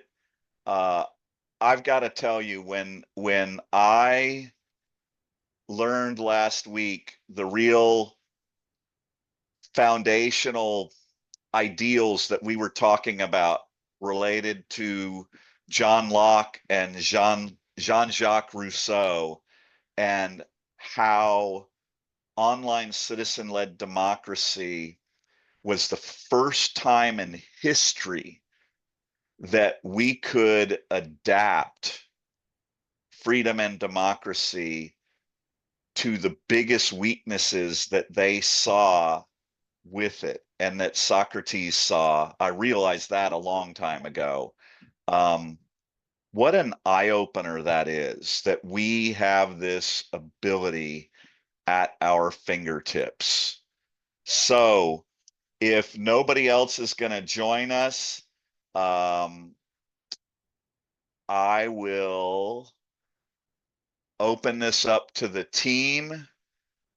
Jamie, first I'll go to Jamie. Jamie, what'd you think of today's show? It's a little bit different. I think our videos have been revised and are a little bit more cohesive. Anything surprise you or inspire you today, or anyone else from the team have anything to say before we end today's show? Well, I mean, I made a comment in the in the chat that, there are always a lot of great ideas and what, we want to achieve here in America. I think we face some cultural problems. America is very different than Taiwan, and they did implement this model 10 years ago. So we're going to have, I think this is why I said maybe, connecting with the No Kings movement, and connecting people offline as well as online to try to save democracy, because we've got a lot of challenges, and now we've got them on a global level, and a lot of our processes and how we do things are all kind of tied into AI now. And when the public loses trust in AI, they don't want to connect on the internet. There's a lot of fringe theories and things out there, and a lot of misinformation. So I think adoption is going to be, critical. So I'm interested to hear some different ideas on how we could reach a mass consensus for this kind of model, outside of, just, emails and the traditional channels that are, controlled by the elite. Yeah, I Yes. think that's up to us. That's up to us as citizens, right? That is the I think that's the crux and the hardest thing to overcome, is that we've been conditioned to operate upon this premise of how these individual groups do this, how they unite and bring more people in to work with them. So if it's indivisible, if it's 50-51, if it's the NAACP,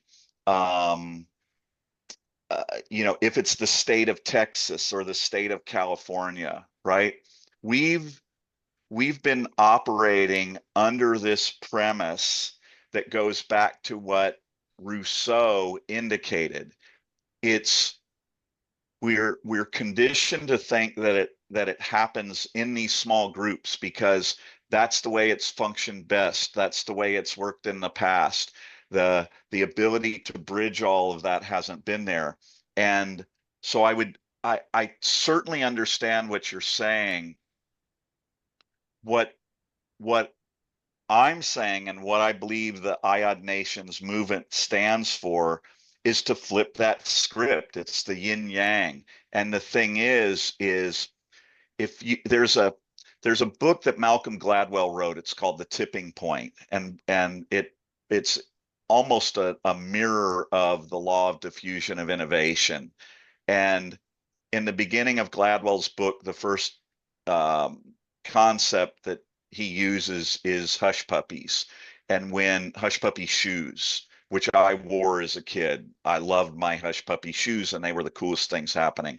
And when a certain influencer and a certain number of people and somebody got on TV on a talk show or whatever wearing hush puppies, and hush puppies became, pardon my expression, but they became the shit, and everybody started wearing hush puppies. And we can reverse that. We're at this position where it doesn't have to work that way anymore. If a large number of people unite online, then they can split into their groups and collaborate with each other, and not to get worried about what each individual group is going to do, but rather, I call it keeping the eye on the prize. The eye on the prize is to get a large enough contingent of people united online, and that will facilitate the tipping point. So I'm gonna, Chardonnay had her hand up.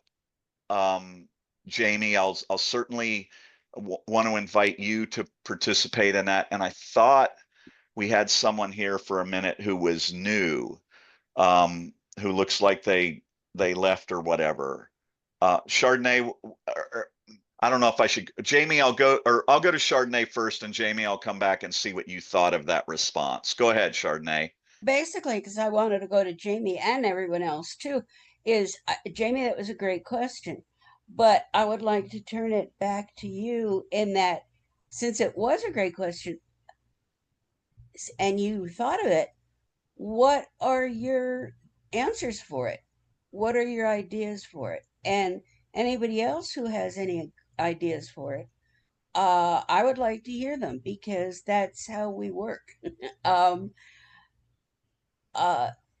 We want to know, we want your input, because we go over these questions. We come up with these questions. I know for me, I come up with these questions at 2, 3, 4, 5 o'clock in the morning, and I'm jotting them down and things, and then we're throwing them out and doing all these things together.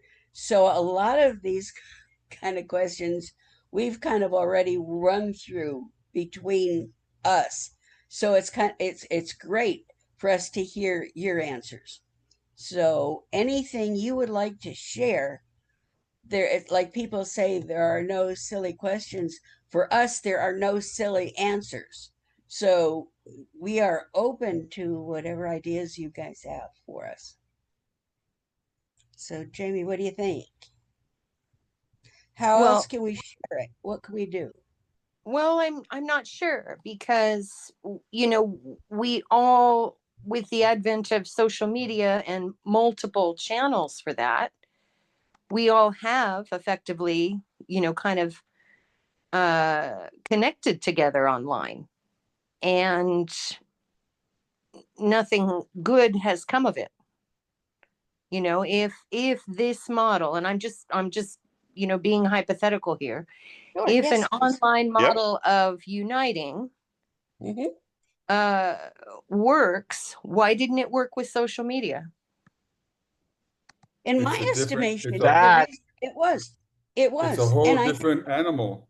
This is a whole different animal, Jamie. We're not trying to replicate anything from social media. It's not it's this is the platform that we're putting together with Joel's conception of this, and that's from my understanding, is where you could go along with 3-4 other billion people and make a stand. It's not about talking, you know, oh, this is happening to me, this is, you know, look what's going on in the world, the whole thing. These are specific. I suggest you really look at, there's a couple of videos actually from Audrey that everybody here that's interested should look at those videos, and because she can explain it like no other person, and how it worked for them. And again, yes, Jamie, you're right. There's different cultures. We are different people, but in the long run, we all are striving for the same thing. We all want a fair, just society. If you belong to a democratic society, that's what we all strive for: a fair and just society. That with this platform, we can create a huge amount of people in that society that could make those changes. And yes, you know, we've become a very skeptical human race. We're all skeptical. Is this guy going to rip me off? Why is Joel doing this? Why are you here, Rakesh? You know, we all have hidden agendas. No, it's not about that. It's about just a group of people that, and you're talking about the tipping point, Joel, that I think we are at that point right now. That not just America, not just Canada, the world is at a tipping point right now, that we see what's going on because of social media. And Yeah. that's the good thing. That's the good thing that came out of it. We are more Well, aware of what's going on in the world. That's kind of my point, that, you know, there's a lot of organized groups and organizations on social media and things like that. And again, like the No Kings movement, they organized, you know, for millions and millions of people to, you know, 8 million people to protest in the streets. But one of the things that I think, from what I have read and researched about the V Taiwan model, is that their government actually asked the people to hack in and help restructure the government. I don't think we're going to have that luxury in America. No, we're not asking. We're not going to ask. We're going to just do it. We're not. That's right. We're not about waiting. We're asking not waiting anybody. for the ask. Let me Yeah. and Jamie, I want to address something, because you said something I think that is, you asked a question in a different way than we have presented things, which is so accurate. If I'll paraphrase it, but I'll kind of address it. You said something to the effect of, we're all already united online, right? We're already there, in essence, together in this online internet environment or atmosphere. Why hasn't it happened yet? And here's what I would say to you. There's several reasons, but one of the primary reasons, I'm going to read this to you. It'll take a moment, but I think this will be a really cool way of explaining it. So hang on, it's loading on my phone. This is a part of the article. And in this article, what I talk about is, if you saw the video about Earth, it has that analogy where we're talking about the internet as an atmosphere or an environment. I don't know why this is taking so long to load. And in this article, we use another metaphor. And the metaphor is exactly what your question addressed. And it's this: the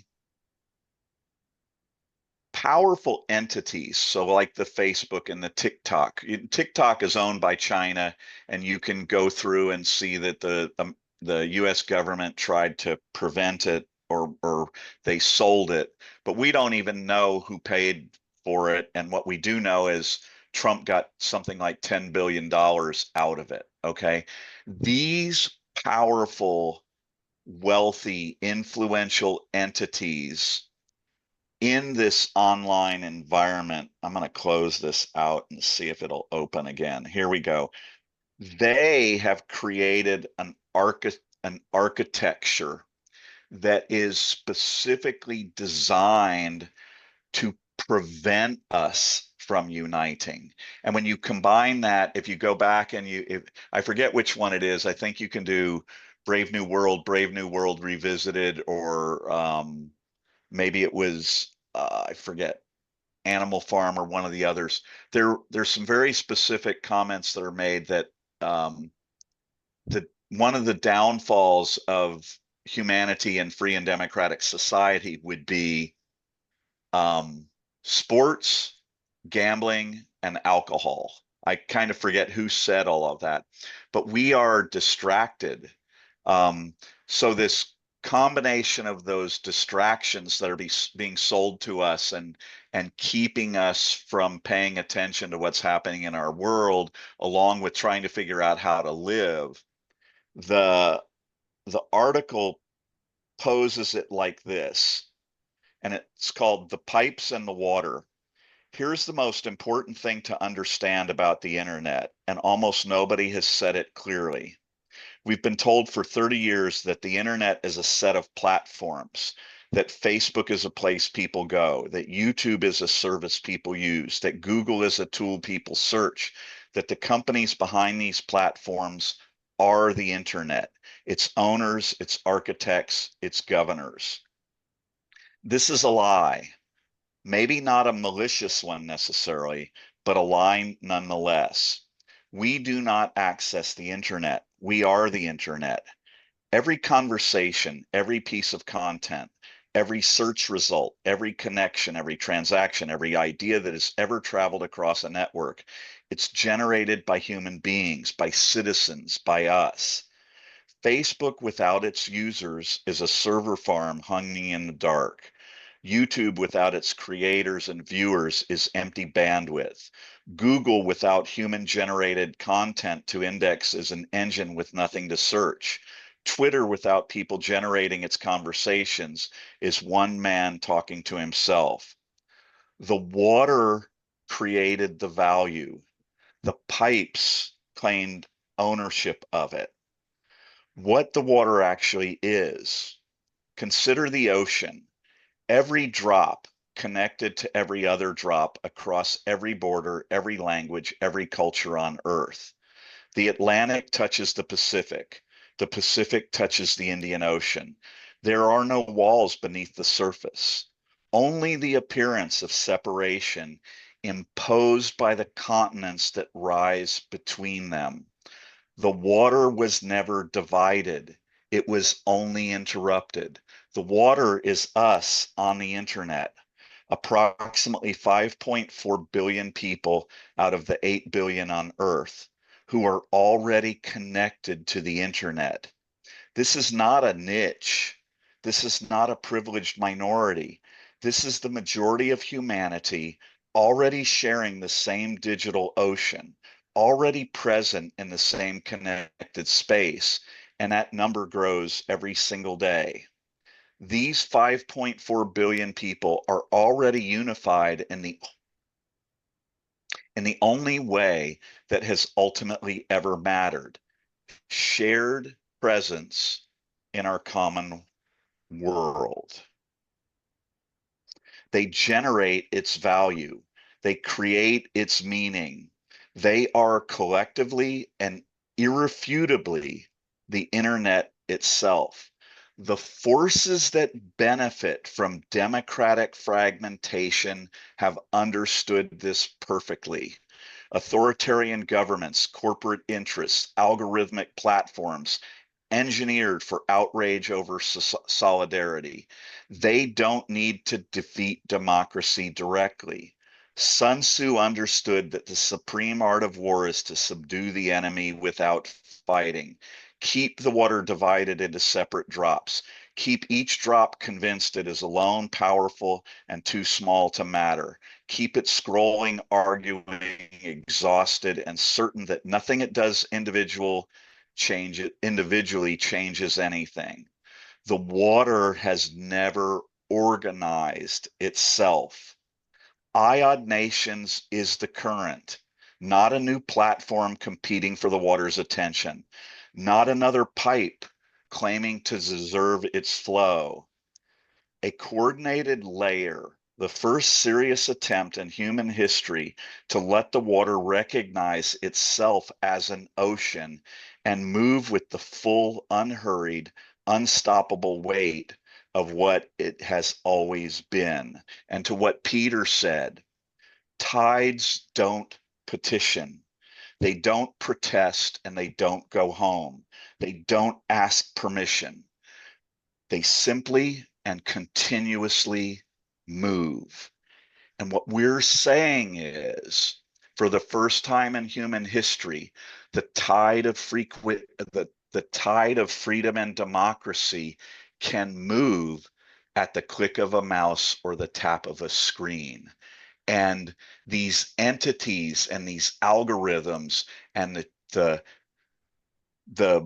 busyness of our life and the distractions, the internet, the reason we haven't organized is because it is specifically constructed and organized by wealthy, powerful, influential entities, either purposely or unpurposely, to prevent us from doing that. And we have to accept the responsibility, our ability to respond by being self-determinate and choosing to do it a different way. And I really hope that didn't come across as a lecture or a way to discount what you were saying. And it's probably one of the biggest challenges I have is how can we communicate this as aspirational and open arms and moving forward and not preachy in that way? No, not at all. I mean, and I hear you, and everybody's here to share ideas to see how you can drive something like this forward. I know when I worked, in technology and with, my husband worked for Department of Defense and startups and things like that. One of the things that we had to do to help, for example, in the group that we worked with to try to help musicians get better traction and drive their own income through their own platforms rather than relying on the ones that take, the lion's share of their money, was to help them increase what's called their SEO score with search engine optimization through, Google ads and the Facebook ads. It's on the online world gaining adoption and I don't know how this fits with this model, but I'm trying to help and understand, is how could you raise the SEO score of online democracy? what a yeah, honestly, it is. This is, what's so funny about you saying that, Jamie, is as a team we've had this conversation, and I call us the gang that can't shoot straight. The most hilarious irony of all of this is in the overall scheme of things, we are quite inept in the technology world as a group attempting to convince the world that technology is going to save freedom and democracy, right? And so it's so in line with our struggles and our challenges, is we're trying to figure this crap out as we're going along, and we are like the gang that couldn't shoot straight trying to do it. And no, the best was yesterday. The best was yesterday when you said we are the gang that couldn't click straight. And that was the best.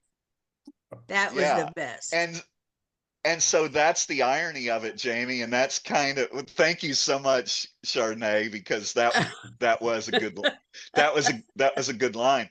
And so I'll tell you what we're planning on doing, Jamie. We're here, we've got 135 people in Substack. We're going to continue. We went from 3 Substack lives to 2. Draco and I are going to work on the YouTube channel, and I've done some research and I've come to realize I saw a really good influencer on YouTube who admitted that they said once their determination from an online presence, an online recognition, and a viability, they said that they had now determined that one YouTube subscriber, they said they saw that as the equivalent of 1,000 followers or subscribers on other social media platforms. And so we're going to try and capitalize on that. And so this is why Peter and Chardonnay have stepped up, and they're going to kind of take the email and some of the social media stuff and work with Rakesh and Draco on that. And Draco and I, there's a lot of other wheels moving here. We're going to try and move to the other side of that and do it with YouTube and see if we can make that more viable and if we might get more traction there. So that's one of the aspects of our altering approach now with how do you achieve that. I also think that artists, and I would love to talk to you about this, I think that artists are probably one of the prime communities that we should be talking to. I imagine there's a lot of musicians, and I think we touched on this before in a previous discussion. I think there's a lot of musicians and artists that if they recognize this opportunity and the way to monetize it, that they might be a leading group who would adopt this. I initially thought it was going to be young people and women, and we've really struggled to get traction there. And so I'm going to be talking to Peter and Chardonnay about targeting musicians and artists more. I think they are a bit more innovative and outside the box thinking. What do you think of that? Yeah, I mean, Bono and The Edge just met with Claudia Scheinbaum to talk about. Did they really? Yes, all the major achievements that they've been doing. And I think it speaks volumes that they tried to organize a Freedom Day or whatever it's called concert, and all the artists dropped out because they recognized that there was too much politics. And I think maybe one of the words that's being used here that might be getting pushed back, ironically, is the word democracy, because we're so polarized and we're so divided and we're so many people are just over the online thing. It's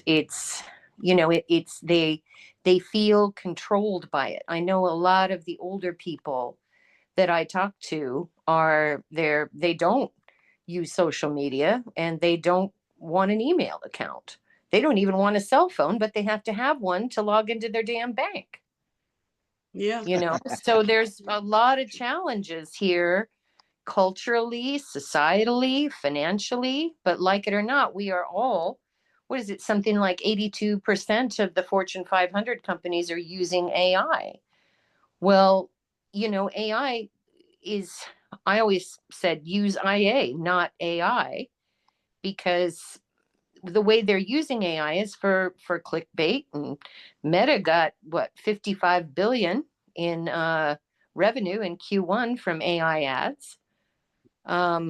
So there's a lot stacked against an online movement because the online movement has kind of burned everybody out. So that's why I think a two-part approach might be easier to reach people. The billboard. So when you say when you say a two-part, are you referring to the away from the internet approach, like more of a traditional uniting, like the No Kings and that kind of thing? Yes. Look at the traction that the No Kings movement that brought businesses to their knees. And they did it by boycotting the internet, not uniting on it. Yeah, but I agree with you, but I would say I actually stood up at our local No Kings, not the last one, but the one before, and I urged them to actually give us something to do. In other words, the marches that are there, there's a lot of talk about protest and singing songs and saying chants and waving signs and all those things, but I've been to every one of them, and I've walked away from every one of them disappointed that we didn't accomplish more. And I don't, you know, my sister went to the Women's March, which I think was at the time the biggest protest in U.S. history and maybe in the world, in Washington, D.C. the first time. I think that was the first time Trump got elected. And yet, and again, I'm really not trying to push back on you. I'm just trying to offer some insights there and hopefully develop some better ideas through doing this. Nothing really has come out of those. And so I think there is some magic between the two, right? To link the two with how can we combine the online with the boots on the ground type of stuff and get them to work together functionally. And I think it comes partially down to the law of diffusion of innovation. We're talking about building this big group, but the reality is, to some extent, I think I've come to believe that we really should be finding a better way to target these specific groups who are more inclined, the more innovative, the more leading edge, the bit more rebellious, and maybe and probably the more tech savvy. Because I can tell you, I've talked to several, you know, I've gone to 50, I've talked to people within 5051, I've talked to people within Indivisible, I've emailed their national, state, regional, and local offices trying to get them to engage in discussion about this. And they're just not interested. The best I got was when I stood up in front of, I don't know what it was, I think it was about 5,000 people in San Luis Obispo, and I interrupted their presentation and I said, when will you actually ask us to do something? We're here, we would like to participate in an activity that will accomplish something. Now, what they did do because of that was, at this next No Kings March, they invited the NAACP, the climate activists, and they invited a bunch of these other groups to set up a booth and a tent at the last No Kings March. So it did have that effect, me standing up and speaking out. But that, I don't believe that that's changed anything. And I think that each of those groups was operating individually to try and champion their cause and get a few more people to join their organization and a few more people to contribute and fund them, which are all worthy. But I don't see where any of them have made a change. And in fact, I see us still going down the path of democracy shrinking. Yeah, circling the drain. I think that in part might be because they have their own financial interests. And part of the problem with where we're at is we're a hyper-capitalist society and everything is tied into the damn money. So I think in one of the emails, or maybe a conversation with Jill, I said we need to be, because the scientists and the strategists are in full panic mode right now. I think the people that possibly we need to be talking to are the thinkers, the scientists, the people at the university level. Get the thinkers involved, not anybody who has hands-on money, people who have hands-on, the real proven sociological theories that are behind what you're trying to do. Because nobody did a social impact study on this shit show, did they?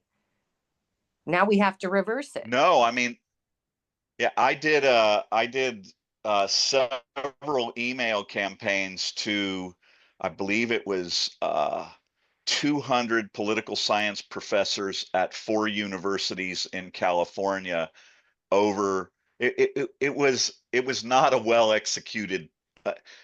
It was a moderately well executed email campaign.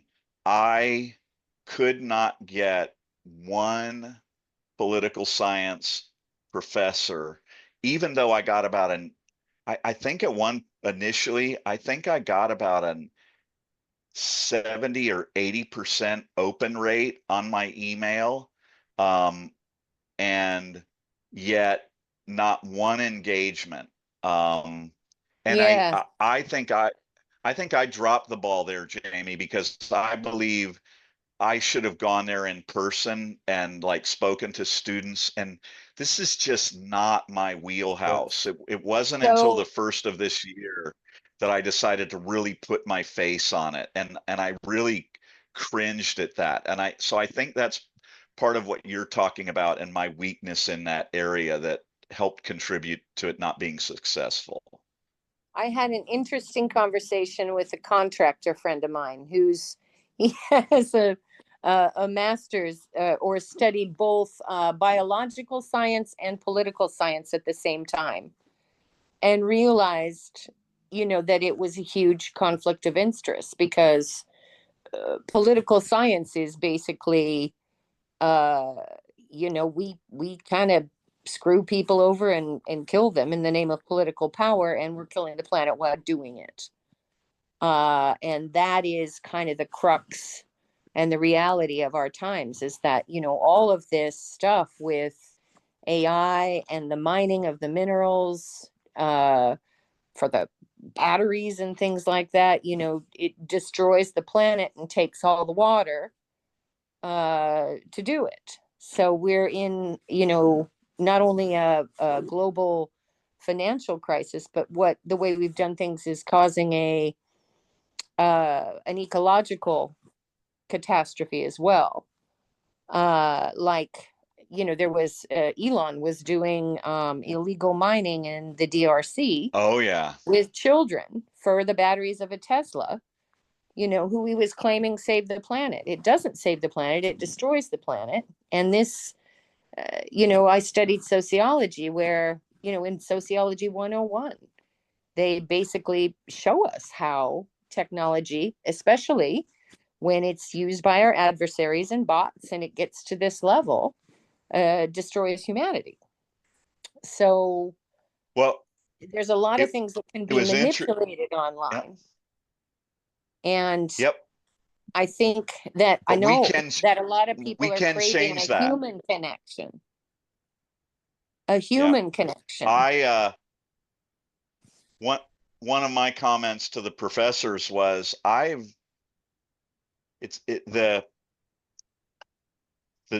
job, the title, political scientist. I said, can you give me an example of political science experiments that you and your students are conducting? And wouldn't an experiment of getting a group of your students or a group of citizens and within a community or within multiple communities and across multiple universities, wouldn't getting them to unite online and see what happens, wouldn't that be an awesome political science experiment? And I tried to say it in a nice way, but I said, if you're not conducting political science experiments, well, then aren't you simply political theory and political history? Because the science requires experiments. It requires testing boundaries and new things and proof of concept and those kinds of things. So it is a dilemma. I think what we'll do, if it's okay with you, if anyone else, or if you have something to say in closing, Jamie, feel free. But I'm gonna speak to everybody who's still here within the chat, and especially to you, Jamie, for spending so much of your time and engaging with us here. And I know you've done that in the past and expressed some interest in working with us. I would say to everyone who's here, Peter and Chardonnay and I and the team are going to be meeting tomorrow, and we're going to work on some of our strategies and tactics. Draco and I are going to come in and look at the videos. And by the way, Draco, you did some really good editing of those videos, including stuff that I didn't ask for. And I really appreciate that. And thank you very much for that. But to everybody who's here, the fundamental basic thing that you can do if you would like to help support us is to share our content. As Jamie was talking about, how do we get this out so other people see it? How do they understand? How do we get more people to understand that there's actually this simple way that we can begin the process of giving people something to believe in, a way of believing that there are some possibilities for us to work together that haven't been there traditionally, and that we should at least not freaking give up on freedom and democracy. And we should recognize, as the UN says, as Locke and Rousseau referred to as the founding fathers of the United States, and every democracy in the world knew, freedom and democracy is about self-determination, and self-determination requires that you execute our response ability. And that, splitting that word into two, is a foundational premise of what IOD Nation stands for. I like that. We now have a new ability to respond. And that ability is to click our mouse or tap our screens and to engage with each other online. And that's, in the overall scheme of things, it's just not that much to ask. And if we ultimately are not capable and willing to do that, then, like Jamie was describing, this uber capitalistic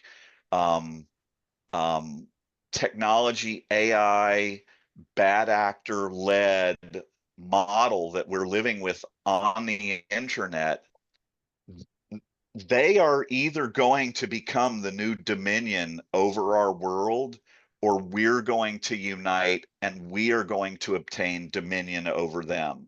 And those are the only two options that are available. Right now, they're winning. We are capitulating.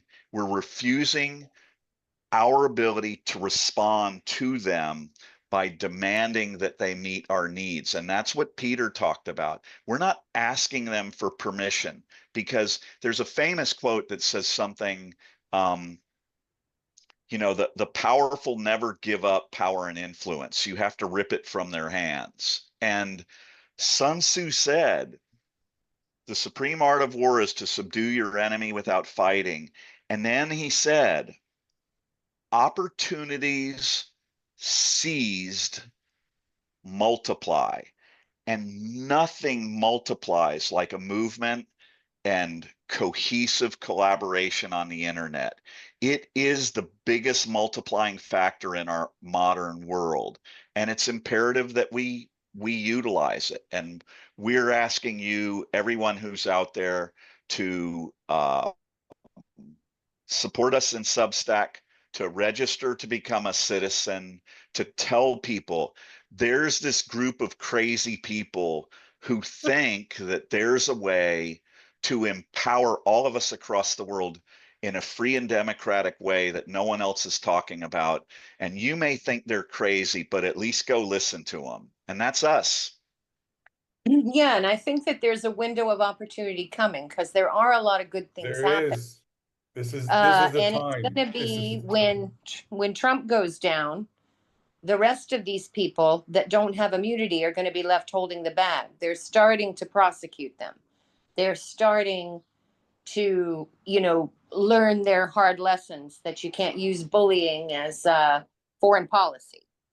And when that starts to happen, the Democratic side is going to see that they've got a job to do too, because all of this has exposed both sides of at least our government if not, some bad actors in the global scene. And I think, that the UN is the way. But, there's other actors, there's other powers. There's a power vacuum at play too. So we have I would take that back. There was somebody who made a comment. Let me see if I can find it here. And then we'll bring this show to an end. I'm sorry, I didn't mean to offend anyone. No, not at Jamie. We welcome you.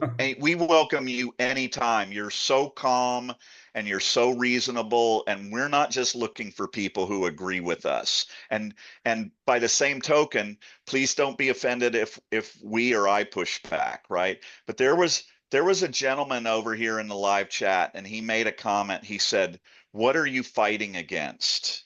Okay, and this goes back to what Peter said.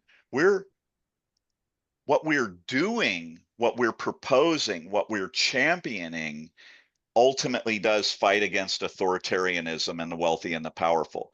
But we are not fighting against them. We are here for the launch of a bold new kind of freedom and democracy across the world. We're fighting for something. We are standing for something. We are here to build to see the citizens of the world. We are not as naive to think that we individually are going to be the ones who build this. We're just conduits. We're just water pipes, right? But we're saying to those water pipes of the authoritarians and all of that, we're going to be a big goddamn water pipe.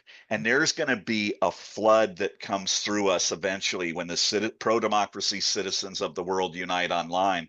And you're going to have to deal with us. And you're going to have to figure out how to deal with the power and influence that these people across the world are going to develop by uniting. And I will be damned if I'm going to be a part of the generation that when the biggest democracy in the world is collapsing, and that's what's happening in the United States. Okay, our Supreme Court's gone, our executive office is gone, our Congress has capitulated to the GOP and the people who are tearing apart our democracy, and that's okay. Democracies always fail, just like authoritarian regimes always fail. But I will be damned if I'm going to be a part of the generation that didn't help build the next great democracy like has happened throughout humanity. And I will especially be damned if I'm going to be a part of that when I had the ability to simply click a mouse or tap a screen to fight back and to build that new democracy. It's just a commitment that I've made. And I'm just this crazy guy who doesn't know how to use the internet, but I'm still going to keep talking about it. So everybody who's here, we will do our next live on Monday. We are so thankful that you came here. Share us, join us, question us. We will get our act together. I was gone all last week. My son got married. Yay! But I'm Yay. Life goes on. Yeah. Yeah, and I think I'm trying to bring a little balance to my life. But that doesn't mean we're stopping.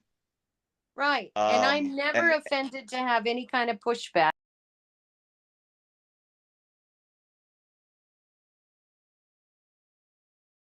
I think, debate and ideas and everything that we can throw together to make a better democracy salad recipe is fine by me. And I'm available tomorrow, to connect too. Oh my God, we're going to connect tomorrow, Jamie. I would really like to talk to you about artists and music. I like your voice, Jamie. Thank you. It's great to hear your input. Right. And I love your picture with the sun shining through the clouds always. Thanks. Peter and Chardonnay, are you guys available to meet at 10 o'clock tomorrow morning? I'm here. Is Yep. that Pacific? Jamie, could you? Pacific. Yeah, Pacific Standard. Yeah, I'm East Coast. Would so that that's work one for you, Jamie? Yeah, I can make that work. Thank you. Okay, so I know that Draco, I'm almost certain Draco and Rakesh can make that. So we're gonna plan on a meeting. If any of you guys who are here listening to all of this, if any of you would like to come in and talk to us, we're gonna be talking to Jamie about a number of things, but Stuff. putting together some outreach to artists and some of her other expertise with our fun, but sometimes some limitations. But you can I put out you can share your email with us, register as a citizen. Go ahead, Chardonnay, you tell them what to do. oh, in a nice way. I put out into the information on the bottom. Some of the things, I made a list and I emailed it to everybody here. An example of some of the things that people could volunteer for. So if you saw it and you said, ooh, that looks good to me. And I also put out the bottom, or if you have any other ideas, you know, if these gave you any other ideas or anything, please let us know and email us. And I put at hello and, hello at iadnations.org. And, but if that gave you any ideas, then please join us tomorrow because, we'd love to hear from you. We'd love to have you volunteer. And I also invited people to become citizens and or volunteers. So, because we want you as citizens so our citizenship grows. And we also want you as volunteers because we love playmates. So... There you go, guys. Thanks to everybody. We got 146 people today. You know how this works? I'm going to tell you a secret. I'm going to tell you a secret how we got to 146 people. Okay?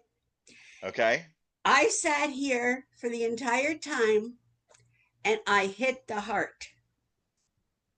Every time you hit the heart and you make the hearts go happy, happy, happy, people go, oh, wow, those people exist. I didn't know they existed. They came up higher in the algorithm. And we get seen. She's right. Everybody has to hit the hearts.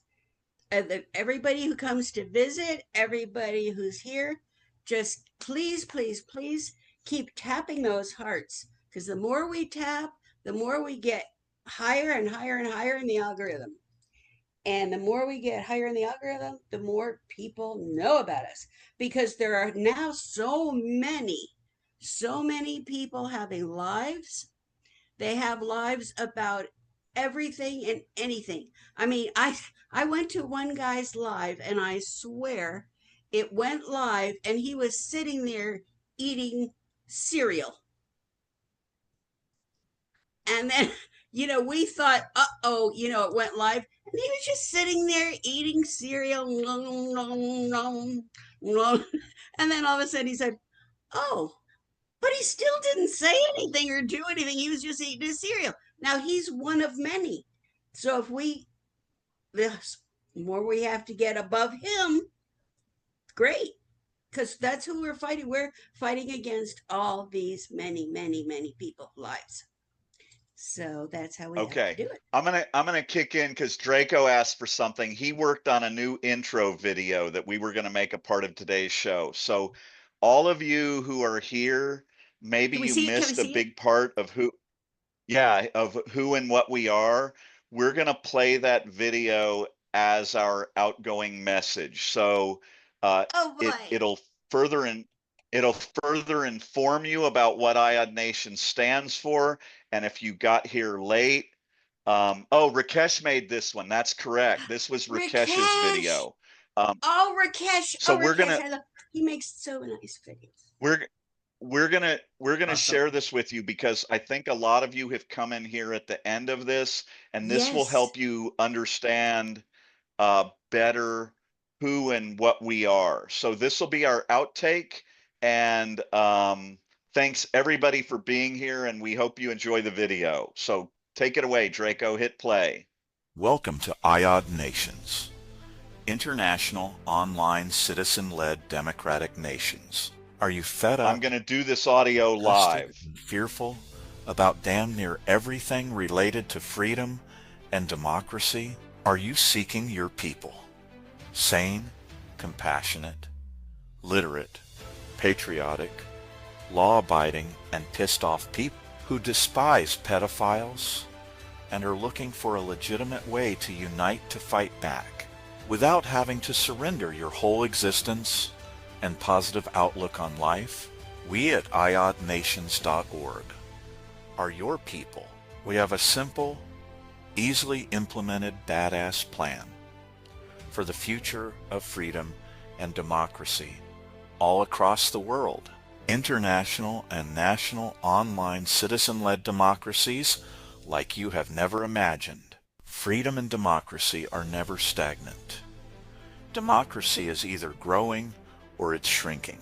10 years ago, I asked a simple question: why not unite pro-democracy citizens from all across the world in one strategic, tactical location, online, based upon this simple premise? If a business no longer requires brick and mortar, then a nation no longer requires land and borders. Years ago, no one seemed interested in discussing these ideas, much less acting upon them, until now.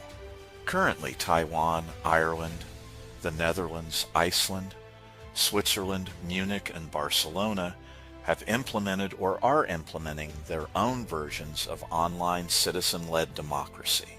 We believe that within weeks and months this will become an international phenomena.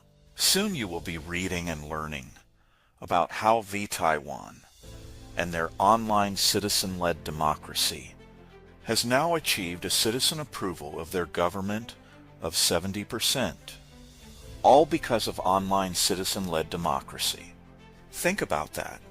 Previously, they would have fistfights between their elected politicians, and only 9% of citizens approved of their government. Now, more than 50% of Taiwan citizens are registered and active online as participants in their democracy, which 70% of them now approve of and support. That is the power of online citizen-led democracy. Despite this, all of these nations and citizens are making the same mistake. Unfortunately, they seem to only be focused on looking inward towards how their own digital democracies can help their individual nations and citizens. Think of it as if they are looking into their own mirrors to improve their individual nations. What they are missing, the future they are failing to comprehend, is this: what happens if and when the inevitable happens? What happens when all of the pro-freedom democracy citizens of the traditional world nations realize that our real power and influence for ourselves and our nations work together? What happens when the women of the world, the youth, the climate activists, BIPOC, LGBTQ+, artists, veterans, disabled, and so many others? What happens when the IOD Women's Nation of more than 1 billion online citizens collaborates with the IOD Youth Nation and others like Online Democratic Canada, Denmark, Greenland, Japan, Ukraine, and so many others? At iodnations.org, we intend to help the world's pro-democracy citizens and nations do more than look into their mirrors to improve their individual situations. We intend to inspire people across the world like us. Our people, we intend to grow our movement to the point where we stop just looking in our individual or national mirrors, turn around and look to our brothers and sisters and others all across the world, our pro-democracy people, and say, welcome to this brave, bold new world of international online democratic nations, IOD nations, and online citizen-led traditional nations. If you are our people, pro-democracy people, join us, help us, lead us. However, if you are not openly and clearly pro-democracy, we are iodnations.org, and we are about to make democracy offensive. The table is set. We are all already online together. Join us. iodnations.org. Why not? Unite online democratically.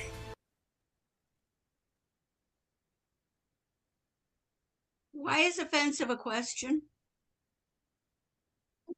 Don't know. We need to go through and do our next set of edits. It's one of those things that came through because I was gone when Rakesh was doing this. He used AI and voice recognition to create that, and so I need to go through and do the next. It's beautiful. I love I it. think I know it's a good word. We're not defensive anymore. We're offensive, but it's in the wrong context. Yeah. Right. Yeah. Right. And it's a bit Exactly. long. Well, Exactly. it is, Jamie, and I think what we're gonna do is I'm gonna try and tighten it up. I view offensive as a double entendre, right? Because it needs to be defensive or offensive strategically, like, like you said, Peter, we're not waiting for people to give us permission. It's going to be offensive, and we're going to go out and make it happen, and the people of the world are going to go out and make it happen.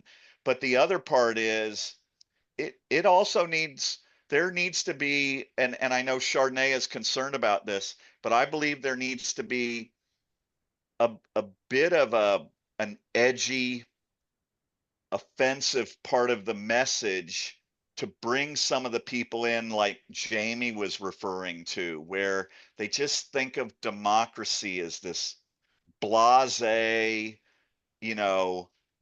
never-ending discussion that hasn't really worked. And we need to make it fun and edgy and a little bit Universally attractive. catchy. Yeah. Exactly. Yes. But there's edgy. There's edgy. But the thing is, we got offensive with the orange president. He brought offensive to the nation. He brought offensive. We don't need more thises and this and this. He brought offensive. He is offensive. I agree. That's not who we. But, That's not who we are. Can't we if be he brought, like? we need to bring love. Exactly. We need to bring the love. We can bring the fun. We can bring the excitement. We can bring the joy. We can bring those wonderful words. We don't have to be in your face, nasty, offensive. Yeah, and also I think people are kind of equating the word democracy with the same stale political arguments that they're shutting the TV off for. So exactly, that's their problem. We have to teach them that democracy is energetic, that it's alive, yes, that it's exciting. That's what our job is. That's what we are doing with these new videos. This is our democracy. This is our idea of democracy. Wait, this is not your father's democracy. Okay, yes. remember those commercials? And what I would this is okay. Continue. That's enough. I'm done. Well, I would just say this is understand it's like freedom of speech, right? If you try to impose too many boundaries on it, then it's not freedom of speech. And so there's just this delicate balance that ultimately the citizens are going to decide, and some of them are going to push those limits. And within this overall community of online democratic citizens, there will be contingents that are kind of vanilla. There will be contingents that are really edgy and in your face, and there will be other contingents that fall within the middle. And the citizens of those wide variety of democracies, they will figure that stuff out. They'll apply certain filters to it. It's a complex formula, and we're gonna try and do our best navigating that and take everybody's opinions into it. But I again, agree. Definitely. you'll never be successful if you create a message that's so homogenized that you're trying to appeal to everyone. Then No, you agreed. lose that edge. So we'll keep working on that. We invite I think that video, when I record the audio to it and I can put the emphasis on certain words, I think I can tighten it up like Jamie was describing and shorten it. And it'll be like everything that we've done, right? Every time we get the chance and we improve something and we evolve it, we're doing a better job of explaining this, and we're doing a better job of connecting with people. And that is our mantra. We're committed to uniting the people of the world online democratically, and we're committed to improving and moving ourselves forward on that as best we can every day. And that's why we're glad you're here. We thank you for staying, and come join us next Monday. Share us, subscribe. We haven't asked you for a paid subscription. If you have that ability, we could really use it. And if you don't, we still welcome you, and we want to talk to you. And you're just as important as someone who sends money if you can't. We're about the mission, and thanks for being here, and have a great day, everybody. Jamie, Peter, Chardonnay, I'm going to let you guys go. I need to get to work. Draco, I'm going to talk to you. Joel, I'm going to talk before to you for, we end, yeah, we go have ahead, another Draco. guest. We have another guest here. Her name is Sharon. Okay. Saren, Sharon. come on in Oh, before we go. What do you have to say? Give us your best shot Unmute and tell yourself, people. please. Please unmute Tell us yourself why so you're we can here. hear. We'd love to hear from you. Yeah, I saw the link pop up in my Substack app, and I was curious about what the Zoom meeting was about, so I joined. Oh, thank Sarah, you. Okay. can I ask you where you come from? Yeah, Dallas, Where are Texas. you? Texas? Great. Thank you so much. So how much What did you get to hear? what did you hear, and what did you think? Yeah, I saw the intro video, and then that you played, and then I heard the discussion after that. Yeah, it looks cool. Um, are you gonna do translations, like subtitles for people around the world? I mean, like English is like the primary business language, but like, Yeah. I love that. Okay, great thing. Whoa. Hey, Chardonnay, add that to our list. There we we're go. We a need small team. translators. We need Yep, we're a translators. Thank small you very group. much. We're a small group, Saren, and we want to reach out internationally. And that ability to translate those is another thing that I've thought about. We have challenges getting all the things done that we want to. And if anyone else out there, or yourself included, wants to volunteer when we get our next set of videos to their final stage, and wants to help us with turning those into translated videos in different languages, we would welcome that assistance. And if you don't, Saren, we will try and get that done as soon as we can within our pretty big list of things we're trying to get done. But it's an excellent. Darren, I love that. I love you for insane. thinking of it. Yep. Thank you. Are What you a else you funded got? group, Jude- or are you just volunteering your time and, trying to bring people together? I do a fair, well, for me, it's a fair amount of funding. In the overall scheme of things, it's quite minimal. I've got Draco and Rakesh and Nosib are from Bangladesh, and they're working with us, and I pay them. And that's what we do. Jamie is a volunteer. She has volunteered to come in and help us with some stuff. She's going to be in a meeting with us tomorrow.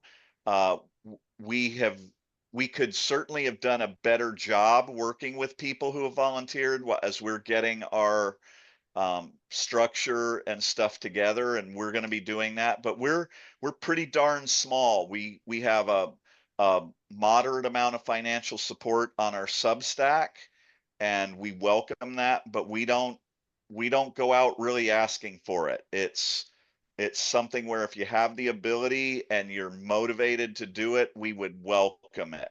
But no matter what, you're welcome here, and we love hearing from you, and we will always engage with you. That's the best way I can put it, Saren. Okay.